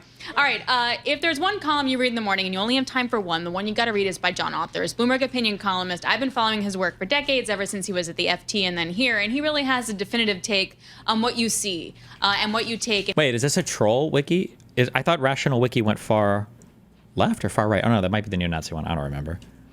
Do I regret not voting in November? Should I have voted for Harris? Oh, hell no. Sure, Harris probably wouldn't have pointlessly blown up the economy in the first 90 days or wrecked our relationship with Canada, but she also wouldn't have sealed the border or kicked DEI to the curb like Trump has. If anything, she would have accelerated the spread of the woke poison throughout the federal government. And while we wouldn't have a serial liar and exaggerator in the White House, we would have a cackling cringe mediocrity who owed her advancement largely to DEI and racial blackmail.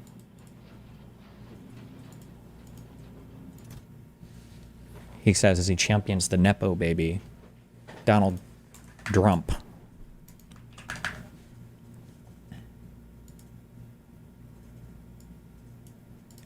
New gun. Shoots 9mm, takes Glock mags. Looks like ass. Don't care. And he also sort of collates all the research and pulls out the most relevant parts to create a story. And luckily, he's right here in the studio and joins us. John, Hi, how Alex. hard was it? First of all, were you up all night?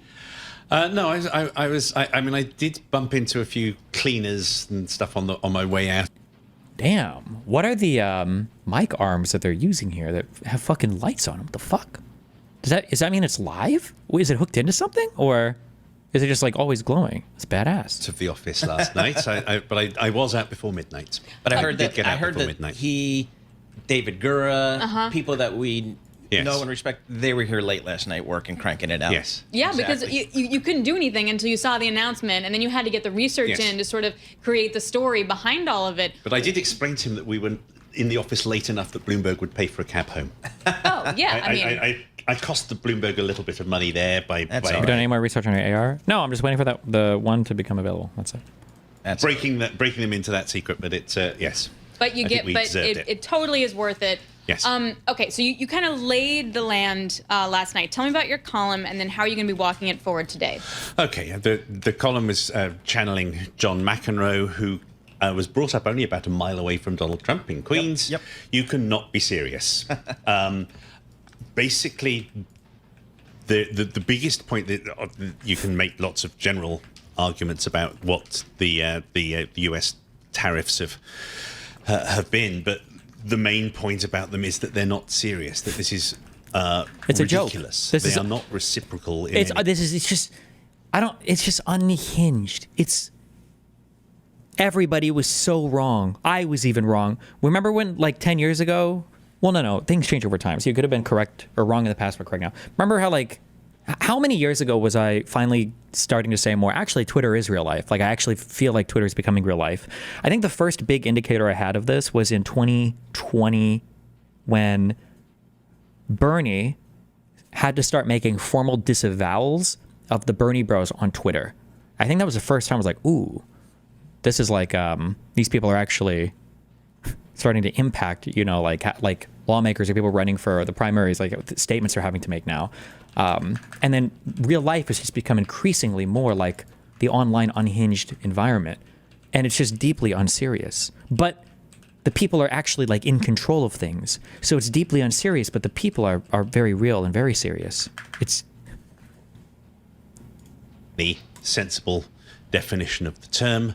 They are simply a retaliation against any country that happens to sell more stuff than we buy from them than the US sells to it. Yep.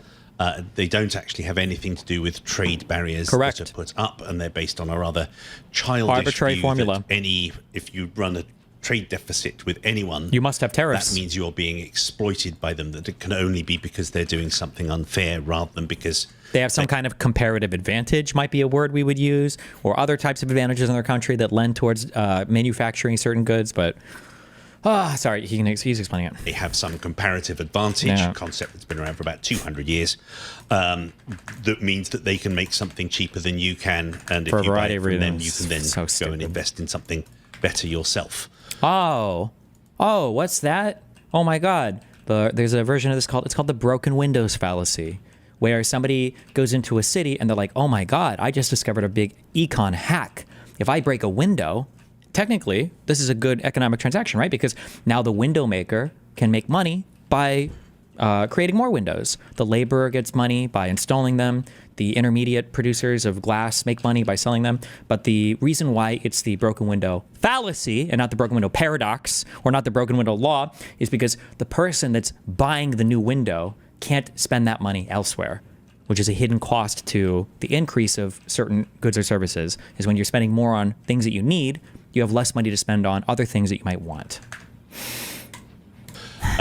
So the prime problem with the rollout is that it's not serious. It's very difficult to negotiate with unserious things. Yeah, because it's not like what are we supposed to do? Stop selling you shit? Like what is our plan here? How do we escape these tariffs? Because the reason you are being tariffed is because you happen to have a trade surplus with the US. So, for example, if you're Bangladesh, you kind of would have a big trade surplus with the US because you're a very poor you don't have anything to buy. You have no money. And you have people who are prepared to work for very little money and will make your exports appealing. It's not clear to me what you're supposed to do about this sudden apparition of 30-40% tariffs on you from the US. In terms of where we're going next, plainly there is an expectation that there will now be negotiations, that this cries out as an opening point for negotiation. Also, just as a heads up, and he might say it, but I don't care if he does, okay? Just as a heads up, even if negotiations start, that's not a positive, that's not good, okay? I can get a lot of stuff from my mom and dad if I show up with my Glock and threaten to kill myself. That doesn't mean that it was a successful negotiation, okay? You can have these conversations because the United States enjoys so much soft power, okay? Because traditionally we don't do unhinged crazy shit like this, okay? You can have all of these types of conversations without being an unhinged fucking lunatic. The problem is that the tariffs are so, ridiculously high and starting so... Oh, and another benefit. All of the retard logic comes together. Remember how Republicans can get away with doing anything? Republicans can get away with doing anything because they say Democrats have already done it or the world has already done it. Remember, from the Trump perspective, the United States is actually acting with a lot of grace. Because remember, of the bullshit formula that we invented to calculate tariffs, the United States is only reciprocating half of a tariff. You understand that, right? The United States. So we're only putting a 30% tariff on you because we're saying you have a 60% tariff on us. So we're actually being nice, which gives us more room for, you guessed it, retaliation if any country retaliates against us, which they will, right? Because now that the U.S. has levied tariffs against every random fucking island in the world, of course they're going to respond. But now when they respond to tariff us, now we can say, oh, you're retaliating? Well, first of all, I don't know why you're retaliating. You already tariff us more than we tariff you. Now we're going to retaliate as well. So it's like, it's just, whatever, bro. Okay, sorry. Let the guy explain it. Soon, and have been presented in a way that makes it very difficult for a democratically elected politician to immediately cave into them. You do not make yourself popular with your vote. Oh my God, this was so hard to see. Sorry, just last thing. The herd in McDonnell Islands were tariffed, which are incredibly small and have super small economies. And there was actually footage from the people as they were getting notice of these tariffs happening. Look at these poor guys, their families. Think about the economies of these small islands where there are no human inhabitants are going to be crushed, okay? Do you know what the funniest fucking story in the world would be? Is if in 5 years, some leaked plan comes out where there actually was some company that was preparing to set up some offshore shipping firm on one of these islands and they had to stop because of the tariffs. Are these even like NATO recognized places? Like, are these like countries you can even tariff?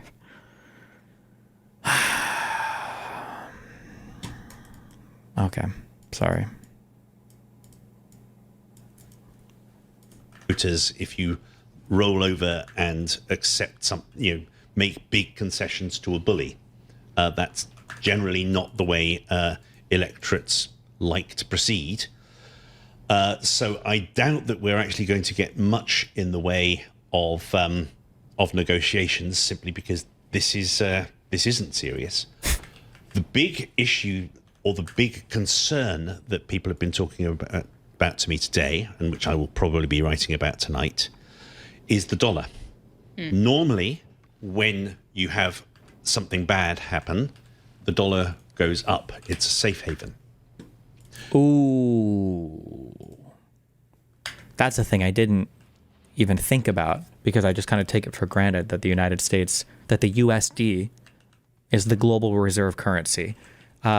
People that know more about econ can give you a better explanation, but my understanding is when we say global reserve currency, what that means is if I'm somewhere in the world, USD cash is king. US cash is king because I know I'll always be able to buy and sell. In fact, what country was I in? Where was I traveling to? I don't think it was in Mexico.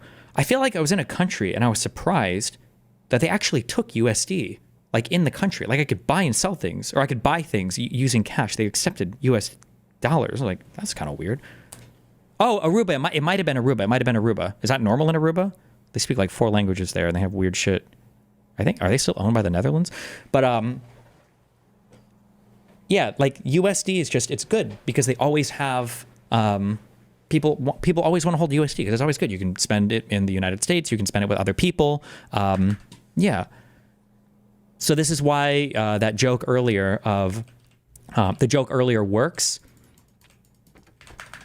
of Warren Buffett holding so many treasury bonds or treasury bills, right? Because, oh, like it's USD, it's always going to go up in times of economic crisis because as the assets fall, my USD maintains its value or rises a little bit. But if the USD were to actually become threatened as the global reserve currency, there's a chance that that type of calculation isn't always true. That not only could assets fall in the United States, but it could be that your currency falls as well. That's just a thing I believe as a US citizen, we just never really have to think about that.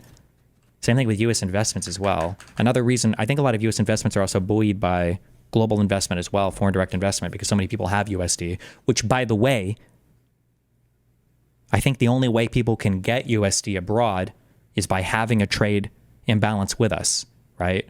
When we buy $600 billion worth of goods from somebody and we only sell them $550 billion worth of goods, they have 50 billion USD that now they can spend with other people as well. It's okay. At the moment, you're having a really big fall in the dollar at the same time as stocks are going down. My suspicion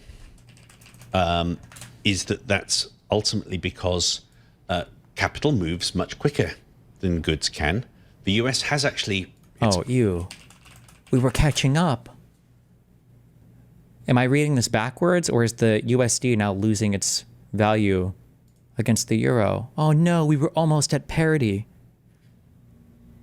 No. We were almost 1-to-1. Oh, we were under Biden. We were greater than the euro. No.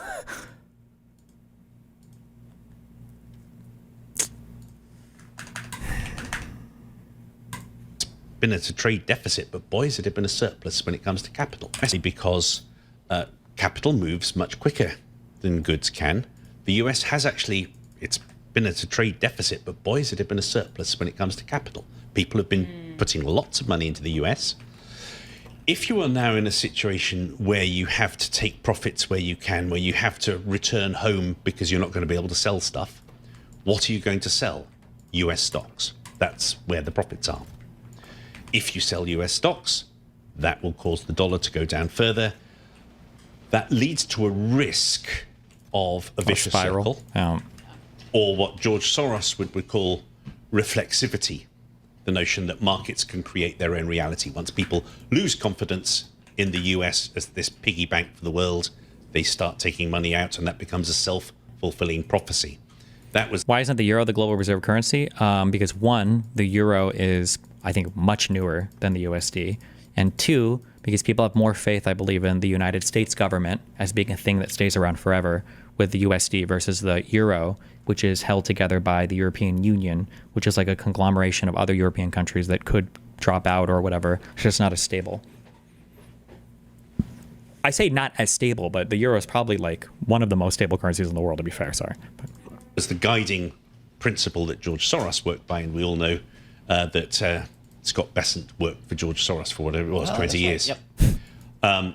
That is the great fear that the US has been running a big trade deficit, but the other side of that is that other people have given it vendor finance, that they've spent a lot of money here, they've directed a lot of money to the US, which has made life a lot easier.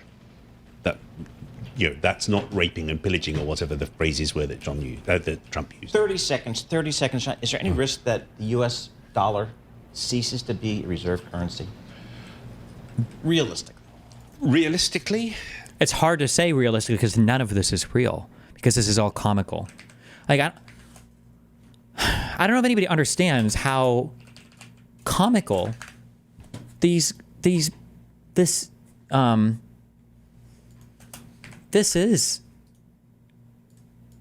Like, these are just insane, unbelievable numbers. These numbers are insane.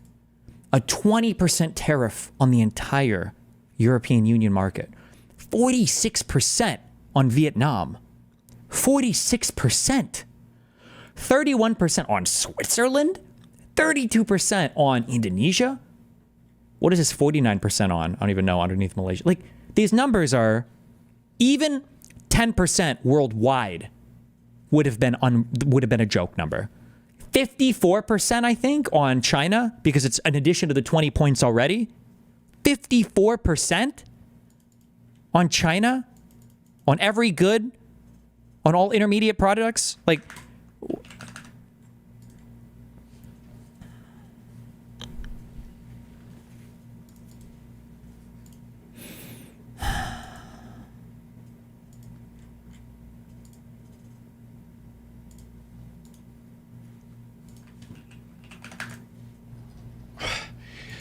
yes, but a very small one. Okay.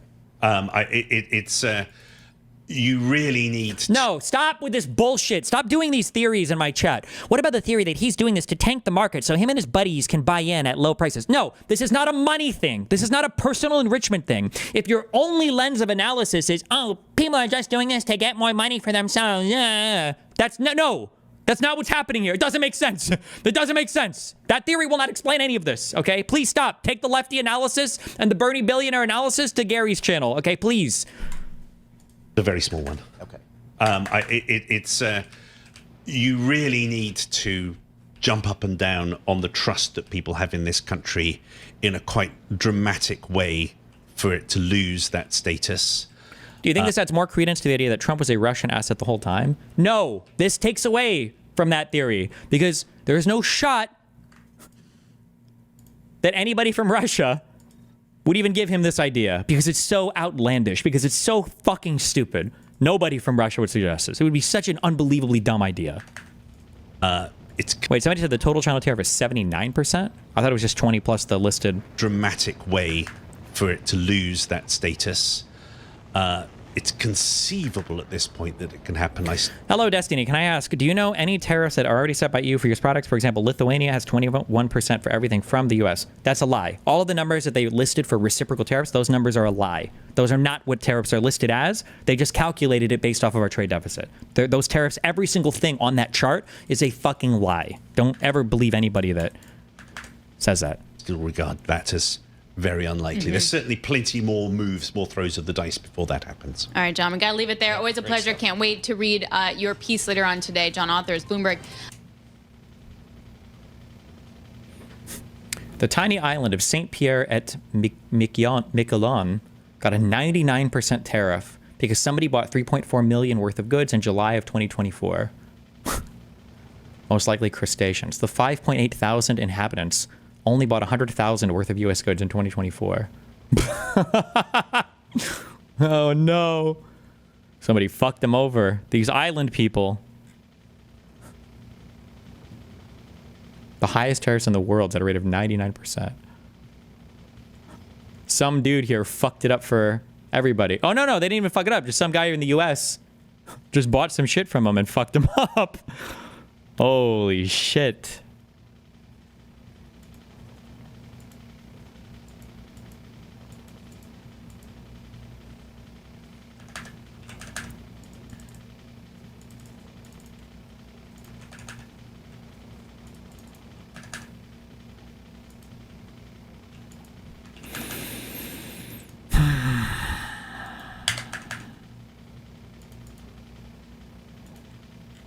The sum total of all of the numbers on the chart that the president brought out in the Rose Garden earlier, the United States is about to have the highest tariff rates in the world.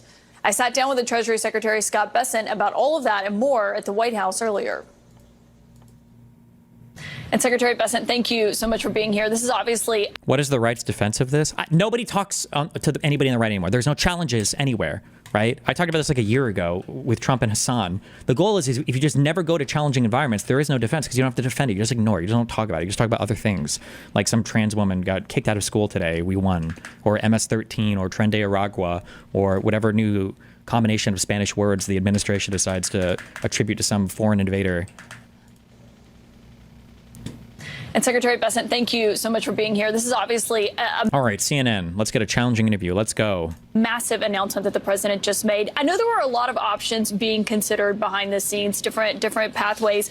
How did the president come to this decision? Well, look, the president's had a vision for a long time. He's been talking about tariffs. He implemented China tariffs in his first term. Okay. So he has been thinking about this for a long time. And with the reciprocal tariffs, there are a group of factors. One, excuse me, what's the other country's tariffs? As important, or sometimes more importantly, what are the non-tariff barriers? Is there currency manipulation? Did you see the Neuralink upload? Tariff and non-tariff barriers are how the reciprocal... See how the Neuralink upload, how everybody got the same talking points, even though they don't make any fucking sense? This is how you know it's a propaganda line as well, by the way. You know it's a propaganda line, and it's been like this for at least a year, because it's not like they're all inventing bullshit explanations for why people are doing things. They all have the same bullshit explanation. They all have the exact same bullshit explanation. And is there unfair subsidy to labor or finance cost? Yeah, and when you look at this on the reciprocal tariffs themselves, how did you come up with the calculation essentially in terms of what this looks like for each country? Because obviously we're looking at the numbers here. There are different ones. How did, and I can see some of the countries disputing some of these reciprocal tariffs, saying that's not actually what we charge. What would your response to that be? Well, I can tell you USTR has the volumes of data, and they've been doing it a long time. So, and all this will probably be challenged in court. And I think that USTR in Trump's first administration won over 4,000 lawsuits. So I think the data is very robust. So you expect that if there are any legal challenges that... Hold on. Just to be clear, individual families can literally be self-sufficient. We just generally prefer today's standard of living instead of all being subsistence farmers. This I just saw Ryan Grimm's tweet. We can be self-sufficient. It just sucks. Hunter-gatherer tribes were self-sufficient.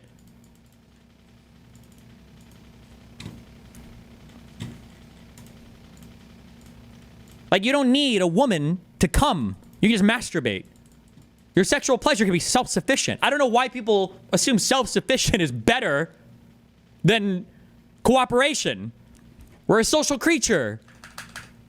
The administration would be successful on that front. I think the data is very robust, and it's going to be difficult to challenge. And as we're looking at this, on China, for example, some of the nations, there's a baseline 10% tariff, and there's a reciprocal tariff. China has this 34% tariff. There were already 20% tariffs in place on China. So is that... So why are we doing more? How are you calculating this one? Well, fuck them.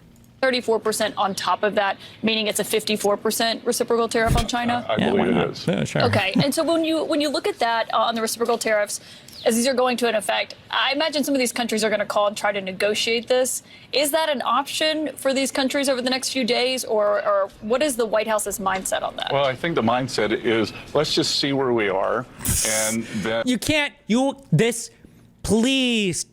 Please, journalists, you guys literally might be our last bastions of defense, okay? Like, you might be the only thing standing between us and oblivion, okay?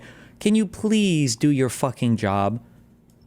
Or if not, then just get formal jobs in the White House and just get paid for being a press secretary or White House secretary, okay? You're not gonna ask real questions. Then just, I don't know, then just don't do whatever you're doing. Then don't pretend that you're a journalist, okay? This is not a starting point. This can't be a starting point, okay? This can't be a starting point, all right? If I have a disagreement, okay, with my girlfriend over how to do chores in the house, somebody coming into my apartment, seeing me streaming, and seeing her on the couch crying, okay, with her face all fucked up, and then coming in and saying, what happened? And me saying, negotiations on chores started 10 minutes ago, but we're figuring it out. That's not acceptable. That's not... Everything can't be a starting point. And we'll see how President Trump feels about all this. Okay, so it's essentially up to President Trump if he's in the mood to negotiate with some of these countries. Well, I mean, it's not the mood. It is. Hold on, let me use the restroom 1 second.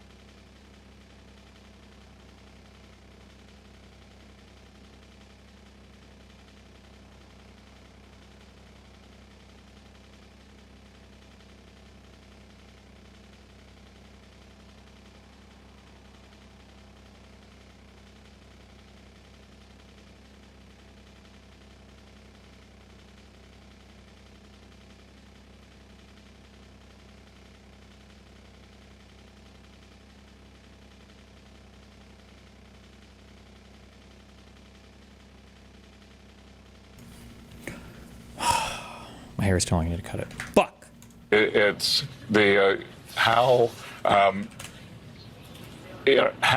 are we seeing things? I think the real thing is going to be, and that he's going to gauge the tariff level by, it won't be necessarily the calls from the leaders, it's going to be the calls from industry saying, okay, how can we get these off? And he's going to say, you can get it off, bring your factory to the U.S. Yeah, and obviously with the... That means, so there is no freedom then. The tariffs are forever, right? When you say the way that you fix this is to manufacture here, so then what? We're never trading with other countries again, or? The cars, all foreign-made cars, imports, are getting a 25% tariff starting at midnight. If half the cars coming into the United States are Ford made, that's hard to turn around overnight, as you know. So what would you say to people in the auto industry who are worried about that timeline and how quickly that can shift? Buy American. And what about American-made cars and produced cars that are being made using Ford-made parts? Well, I believe the USMCA is exempt.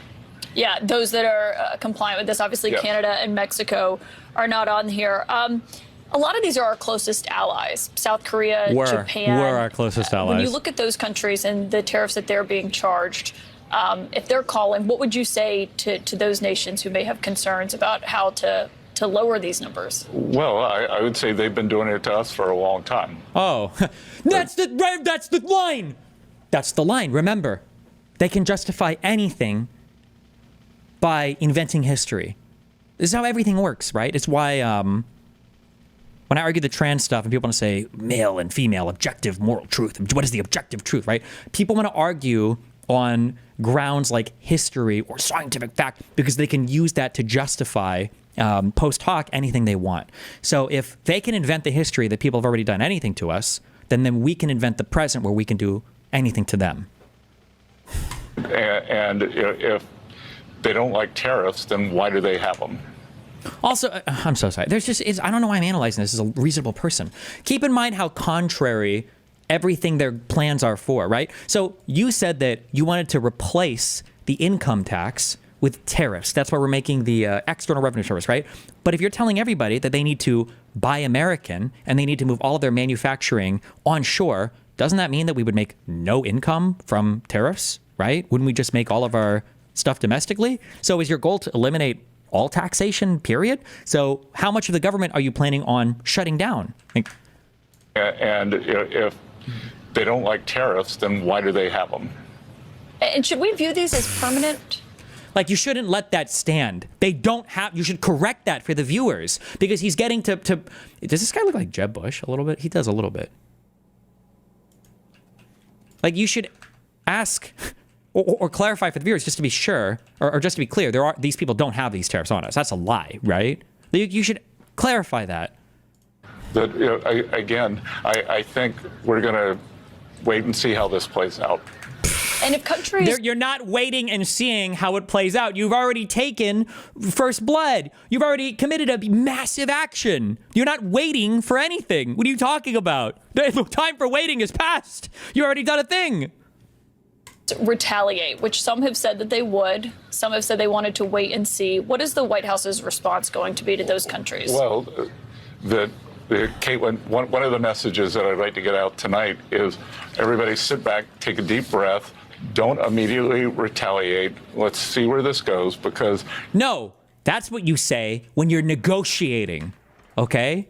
When you're negotiating, dipshit, you tell people, okay, let's figure this out. What are we going to do? How are we going to figure it out? You don't take a massive action and then tell other people to chill out. If you retaliate, that's how we get escalation. No, you've already... Also, I'm sorry. It's so much. Why couldn't we act like this towards Russia? You're telling me that we were so fucking afraid of the saber rat. I'm going to nuke you for Ukraine. Bullshit. We were so afraid of Putin starting nuclear war, starting World War III, but we're not afraid of economic World War III? Like, we're cool doing this and saying, well, let's see how everybody fucking responds. But with Russia, we're too afraid to even ship them to share intelligence or ship weapons to Ukraine? Okay. I'm sorry. Okay. And then it becomes a full-fledged trade war, in your view?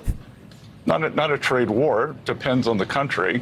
But remember that the history... Also, I'm sorry, that comment in YouTube chat, I'm sorry. You're 100% correct. Where did it go? It's so nice to see people with less than 15 years left in their clock deciding they want to go to the history books. Somebody needs to get the Shinigami eyes from Death Note and look at everybody's head. And if you have less than 10 years to live, get the fuck out. Because you can't ruin it for the rest of us that have to live on this fucking planet for the next 50, 60, 70, 80, 90 years. Okay? When you've only got 5 to 10 years left. Okay? That's bullshit. Fuck you. Of trade is we are the deficit. Why doesn't anyone ask why the president has the power to put tariffs on the whole world? Does the U.S. have an emergency with every country? Yes. Yes, we do. Yes. You didn't see that? Trump declared a national emergency against the whole world. Large and persistent annual U.S. goods trade deficits constitute an unusual and extraordinary threat to the national security and economy of the U.S. That threat has its source, in whole or substantial part outside the U.S., in the domestic economic policies of key trading partners and structural imbalances in the global trading system. I hereby declare a national emergency with respect to this threat. So yes, it is a national emergency with everybody because of LOL reasons.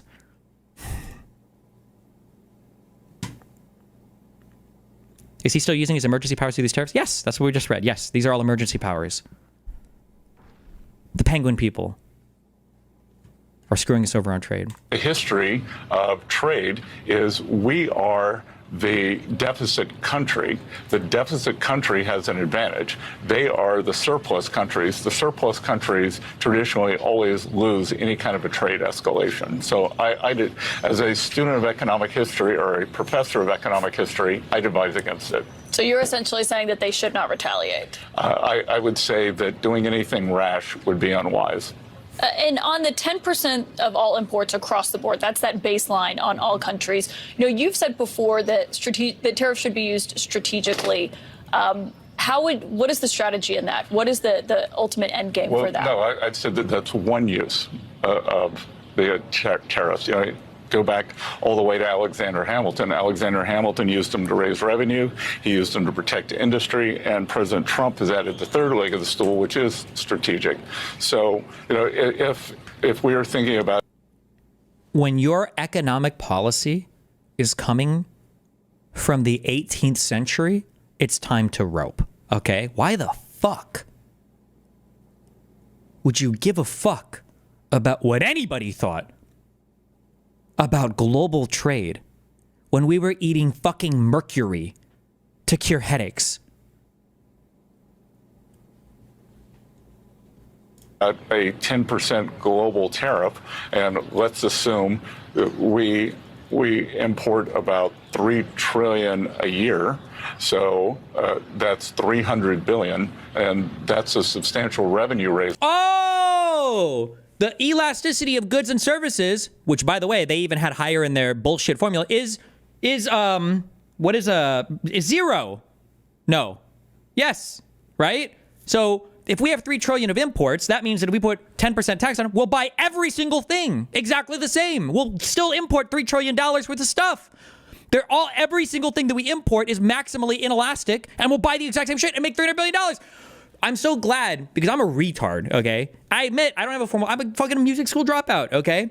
I would have assumed, okay, because I'm a retard, remember, I would have thought that there would have been some pricing elasticity, meaning that when a thing costs more, people buy less, all right? I thought it was called the supply-demand curve. I didn't know it was just a fucking horizontal line on everything. So we'll just buy the exact same amount no matter what, despite the fact that he's telling everybody to bring everything domestic. So everybody's going to move their stuff domestically, and you're going to put huge tariffs on the whole world economy, but somehow we're going to import the exact same amount of stuff? Do you understand how fucking retarded this is? How even ignoring how stupid exogenously what they're saying is, right? That there are so many dumb assumptions baked into this. Even ignoring that, their internal system doesn't even work. How are we going to raise any money on imports if you're telling everybody to manufacture domestic and buy American? Okay, I'm done. Sorry. We're never. Okay. Okay. Just. We're thinking about a 10% global tariff, and if we are thinking about a 10% global. Also, I'm sorry. This is my last thing. I'm sorry. I'm so sorry. They know this is stupid because you know what else is stupid? A wealth tax. But when you talk about wealth taxes with these guys, what happens if you do just a 1% wealth? Oh, well, hold on. If you start doing a wealth tax, people are going to figure out sophisticated ways of tax allocation and of moving and sheltering, not only through tax avoidance, but maybe even tax evasion in ways that the IRS can't catch. And there's going to be capital flight from the United States. There's going to be all these. Oh, okay, whoa. Can't touch any billionaire money. Can't touch the money for all the rich people. Okay. Ooh, okay, got it. Wealth tax? Okay, we won't do that. I'm so sorry. You're right, because that would cause a whole bunch of external negative effects on the market. But an aggregate 25% import tax on every single good around the world? People probably behave more or less the exact same. Oh, okay. Gotcha. Oh, cool. Everybody will do the exact same shit. Cool. Okay. Makes sense. Tariff, and let's assume that we we import about $3 trillion a year. So that's 300 billion, and that's a substantial revenue raiser that could then be used for working Americans on no tax on tips, no tax on Social Security, no tax on overtime, and for those buying autos, they can reduce their. Wait, are we getting rid? How much money is the federal government going to lose if we got rid of tax on Social Security? Oh my God! I just had a brain blast. No tax on tips. Who works for tips? Probably younger people. No tax on Social Security, older people, and no tax on overtime, all the people. The goal is maximum employment of the economy. We're going to be working everybody from age 14 to 84. Everybody's going to be working. That's where we're going to find all the new workers. And they're all going to be working 60 hours a week for their untaxed overtime. Oh, I finally understand. Oh, this is a 23rd century economy that we're moving into. I gotcha. All right, there we go. Thank God. I got it. I understand, their fam. bills because interest on American-made cars will be tax deductible. So this is really a working. Oh, the interest that you pay on your loan for your tax. Oh my God. Hold on. Let's look at the savings. Did they actually pass that? Let's look at the savings, fam. Car loan calculator. Also, remember, you have to itemize your taxes, and the Trump standard deduction doubled. So if you itemize your taxes, you have to exceed, what is a standard deduction now? Like doubling to 20,000 some dollars? What is current U.S. standard deduction?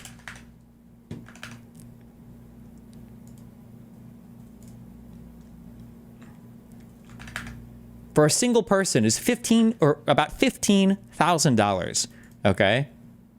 So if you itemize, you need to find more than $15,000 of tax deductions in order to even take this credit, I believe. Okay. So, okay. Car loan calculator. Hold on, just real quick. I'm so sorry. I'm so excited. I just want to see how much money I'm going to be saving. Okay. Let's say that I take out an auto loan for $20,000. Oh my God. I'm sorry. Even more genius. $30,000. Cars might be more expensive, but that's fine because we get to deduct the interest on our loan. Okay. We'll do a good 60-month loan. Okay. 5% interest. Although if interest rates come down, maybe 3.5% interest. Okay. We'll say a $5,000 down payment for my Doge reimbursement check. All right. California? Yeah, right. I want to be in a good state like Indiana. Sales tax? Whatever this is. Okay. Calculate. Total loan interest is $2,287 over 5 years. Now, it's front-loaded a little bit, but that means I get to have a tax deduction of $500 a year. If my effective tax rate, making 40 or 50 grand, is, I don't know, 15, 20%, I'm saving like, what would that be? Maybe $50 to $100 a year in taxes? Thank you, Trump. Thank God. Thank God. Thank you, Trump. Thank you, God Emperor. Yes. Thank you.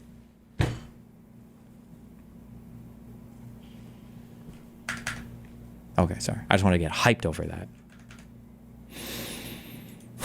Class, the tariff and tax plan. And if the point of this ultimately is to get people to buy more U.S.-made products, but you are counting on that revenue, as we've seen some of your colleagues like Peter Navarro arguing how much money this could bring into the United States. In the end, wouldn't that theoretically dwindle over time if people are buying more U.S. and there's less money coming in? Oh my God, she actually asked a real question. Oh, true. Sorry, okay. Okay, oh man, how does he do this one? How does he answer? Okay, do we get the programming? Do we have the programming for the response here? Products. But you are counting on that revenue, as we've seen some tariff and tax plan. And if the point of this ultimately is to get people to buy more U.S.-made products, but you are counting on that revenue, as we've seen some of your colleagues like Peter Navarro arguing how much money this could bring into the United States. In the end, wouldn't that theoretically dwindle over time if people are buying more U.S. and there's less money coming in from what's being imported into the United States? Yeah, that's a great question. And that's why in the past I've called tariff policy done properly is a shrinking ice cube, because what will happen, we will start out with high tariff income, but then as the factories come to the U.S., we will have more business income and we'll have more paycheck income because American workers will be earning. So you would see it's a rebalancing. That's very fine-tuned tariff policy. You're talking about not slowly melting an ice cube. You're talking about setting off an atomic bomb inside of a freezer ice tray. So we'd rebalance away from tariffs to more domestic income. But the idea that it would put a dent in the national debt then would seem not to be likely, right? Correct. Thank you. Thank you. I should know the name of this host because we watch her quite a bit. Caitlin Collins. Is she a host or just an anchor? I don't know what the difference is on these. Well, not at all, because for right now, seem not to domestic income. But the idea that it would put a dent in the national debt then would seem not to bullshit, to right? be likely, That's right? kind of fucking retarded, right? Not at all, because for right now, we have the income that we have, and we will be adding tariff income to that. So. These are my Ivy League educated people. What? What's happening here, guys? What are these answers? I take back what I said. Everything I said before about going to college or whatever, all the people were right. It is a waste of fucking time. Imagine being a loser who wastes his money on a college education when you could just be like this guy. You really are a fucking moron if you've ever listened to Destiny talk about the importance of going to school, because holy fuck. When we get CBO scoring, the CBO scoring is not going to include any tariff income. It's not going to include any. So this is all going to be extra. So we're at this, that the other T, other than tariffs, is tax. And from here, I'll be spending most of my time on the tax deal. And we're in this strange betwixt and between on the tax deal, because there will be substantial tariff income. There will be substantial cost. Wait, what did he want to say? Tax income? But I don't think they're allowed to say that, right? Because they're like anti-tax guys, right? Do you think he was about to say that? Savings. There will be substantial tariff income. There will be substantial cost savings, and we're not going to get credit for either of those. Cost savings? If there is substantial tariff income, the implication is that people are paying an additional tax to buy the same shit they bought before. Where the fuck is the cost saving at? What the fuck are you talking about? Where is the cost? Please, just, if that was her next question, I'll donate $500 to her Patreon, okay? Please ask. Oh, I'm sorry, I don't understand. And also, they should do this, and women can do this really well just because of, it's kind of a sexist thing, but I feel like the ability to, no, actually men do it well too, because Ethan was doing it with Hassan. Asking kind of like an oblivious sounding question that's actually a really difficult question to answer, I feel like it's a really good, I call it the drunken master debate tactic, okay? Asking like, oh, where is the cost savings going to come from? Because I thought that you just said we were going to pay more in tariffs. With CBO scoring. Well, and obviously that's why you've been having a lot of conversations with Republican lawmakers. But before I get to that in a moment, we're seeing international markets start to respond to the president's announcements. Obviously, the markets in the United States are already closed. What do you expect the stock market to look like when it opens tomorrow in reaction to this? I don't know. I don't know. Really? You can't even guess? You're our Treasury Secretary? You can't even guess? This was yesterday? Well, hold on. Have the markets all completely rebounded yet? Don't worry, guys. They'll come back. It's 4%. Like, come on. You don't even notice it. I don't know where it's going to trade open tomorrow. I don't know where it's going to close tomorrow.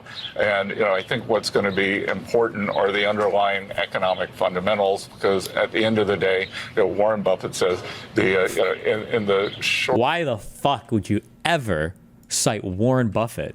You think he's on board with how you're running things? Because at the end of the day, Warren Buffett says in the short run, the market's a voting machine. In the long run, it's a weighing machine. Well, and we've heard some of the allies of this White House say there will be some short-term pain for Americans. I think regular people watching may say, how do you define short-term? What does that look like for me and for my bottom line? What would you say to them? Well, again, I think there are two two things there to unpack, Caitlin. One is on what we were doing on government spending. So we're bringing down government jobs, we're bringing down government borrowing. So this didn't you ask to raise the debt ceiling by like another $4 trillion though? I thought the Republicans did that. So you haven't completely gotten rid of the deficit, right? When are we getting a new budget, by the way, so that we can even keep track of where the deficit is? Any idea? Unsustainable level of government stimulus is stopping. And then on the other side, private sector jobs and private sector borrowing will take over. Those may not be perfectly matched, but we did see an increase of 10,000 manufacturing jobs last month. Oh, 10,000 manufacturing jobs. Those are going to save it. Thank you.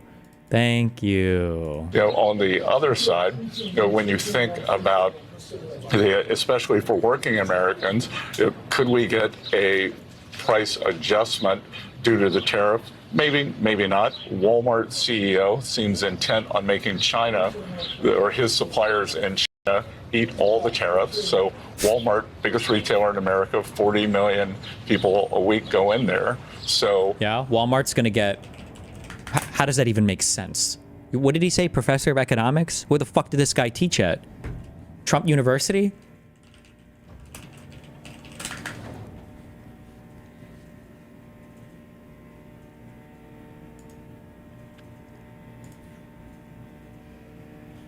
They're taking down my building. They're lobbying for supplier price cuts. Walmart CEO says customers feel frustration and pain over food prices ahead of new tariffs. They are trying to pressure their suppliers. But there's only so much pressure. If a person can't make money selling a thing, they're just not going to sell the thing. I mean, what are you going to do?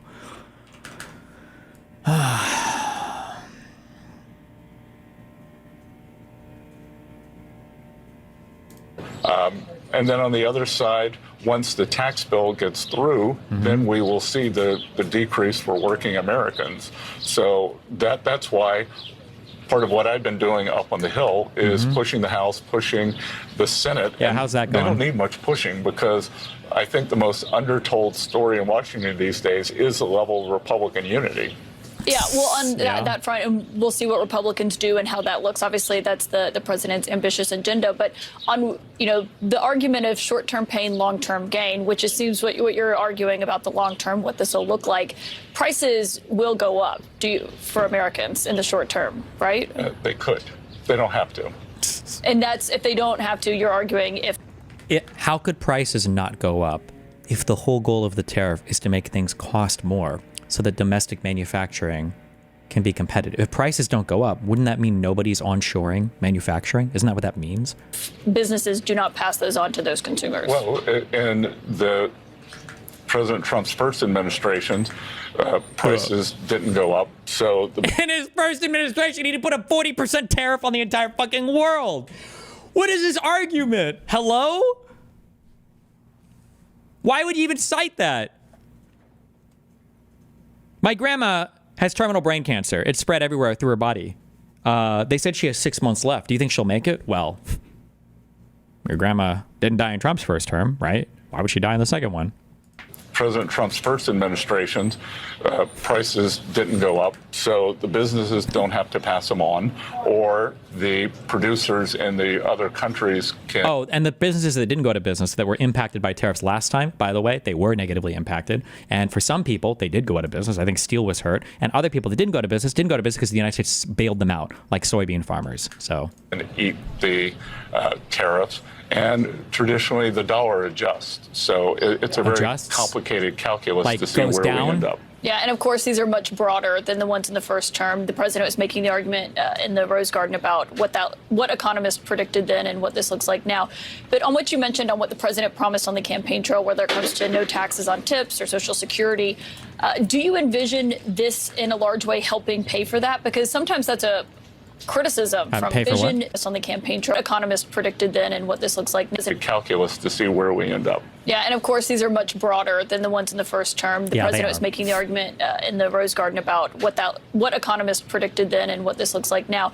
But on what you mentioned on what the president promised on the campaign trail, whether it comes to no taxes on tips or Social Security, do you envision this in a large way helping pay for that? Because sometimes that's a criticism from critics of this White House, saying that he's just using these tariffs to pay for the extension of those tax cuts. Well, for the extension of the tax cuts or the new no tax on tips, no tax on Social Security, no tax on overtime, and auto deductibility. And look, what's wrong with that? That if I made the wrong thing. Asteroid collectors, fam. Oh my God, I'm so stupid. If we take the 10% ring around the globe tariff, that if there's a currency appreciation, if the producers eat a portion of it, and then there's a slight price adjustment on the producers' globe tariff, that if there's a currency appreciation, if the Our currency is depreciating. Why would this cause a currency appreciation? eat a portion of it, and then there's a slight price adjustment. On the other side, you have all four of those things happening for working Americans. Oh, so we just need to buy the same amount of shit, have other people eat the costs of these import taxes, have our currency magically appreciate in value against the rest of the world. Oh, okay. At the end of the day, we could imagine that their real after-tax purchasing power has substantially increased. And we'll see what that looks like. But on just this overall, you're coming into this. Some people say, most Americans, I feel pretty good about where the economy was when President Trump took office. We saw the stock market rally. Do you have any concerns that this announcement will put that in jeopardy for Americans? Well, first of all, Caitlin, I back up because on the campaign trail, and for the previous year, I called it the steroid economy. It looks great on the outside, you're kind of big, muscular in this, but on the inside, it's killing your internal organs. And what was happening was we were heading for a financial crisis. We were at 6.7% deficit. Thank God we avoided that. Thank God we avoided the financial crisis. Woo! To GDP, which we've never had when we weren't at war, weren't in recession, and no matter what, we were going to have to put the brakes on that. So that as we bring that down, I'm feeling pretty good about averting the crisis and getting to the other side of this. Secretary Bessent, thank you so much for your time. Good to see you. Actual just fucking... It's just retard speak. The dumb leading the dumb.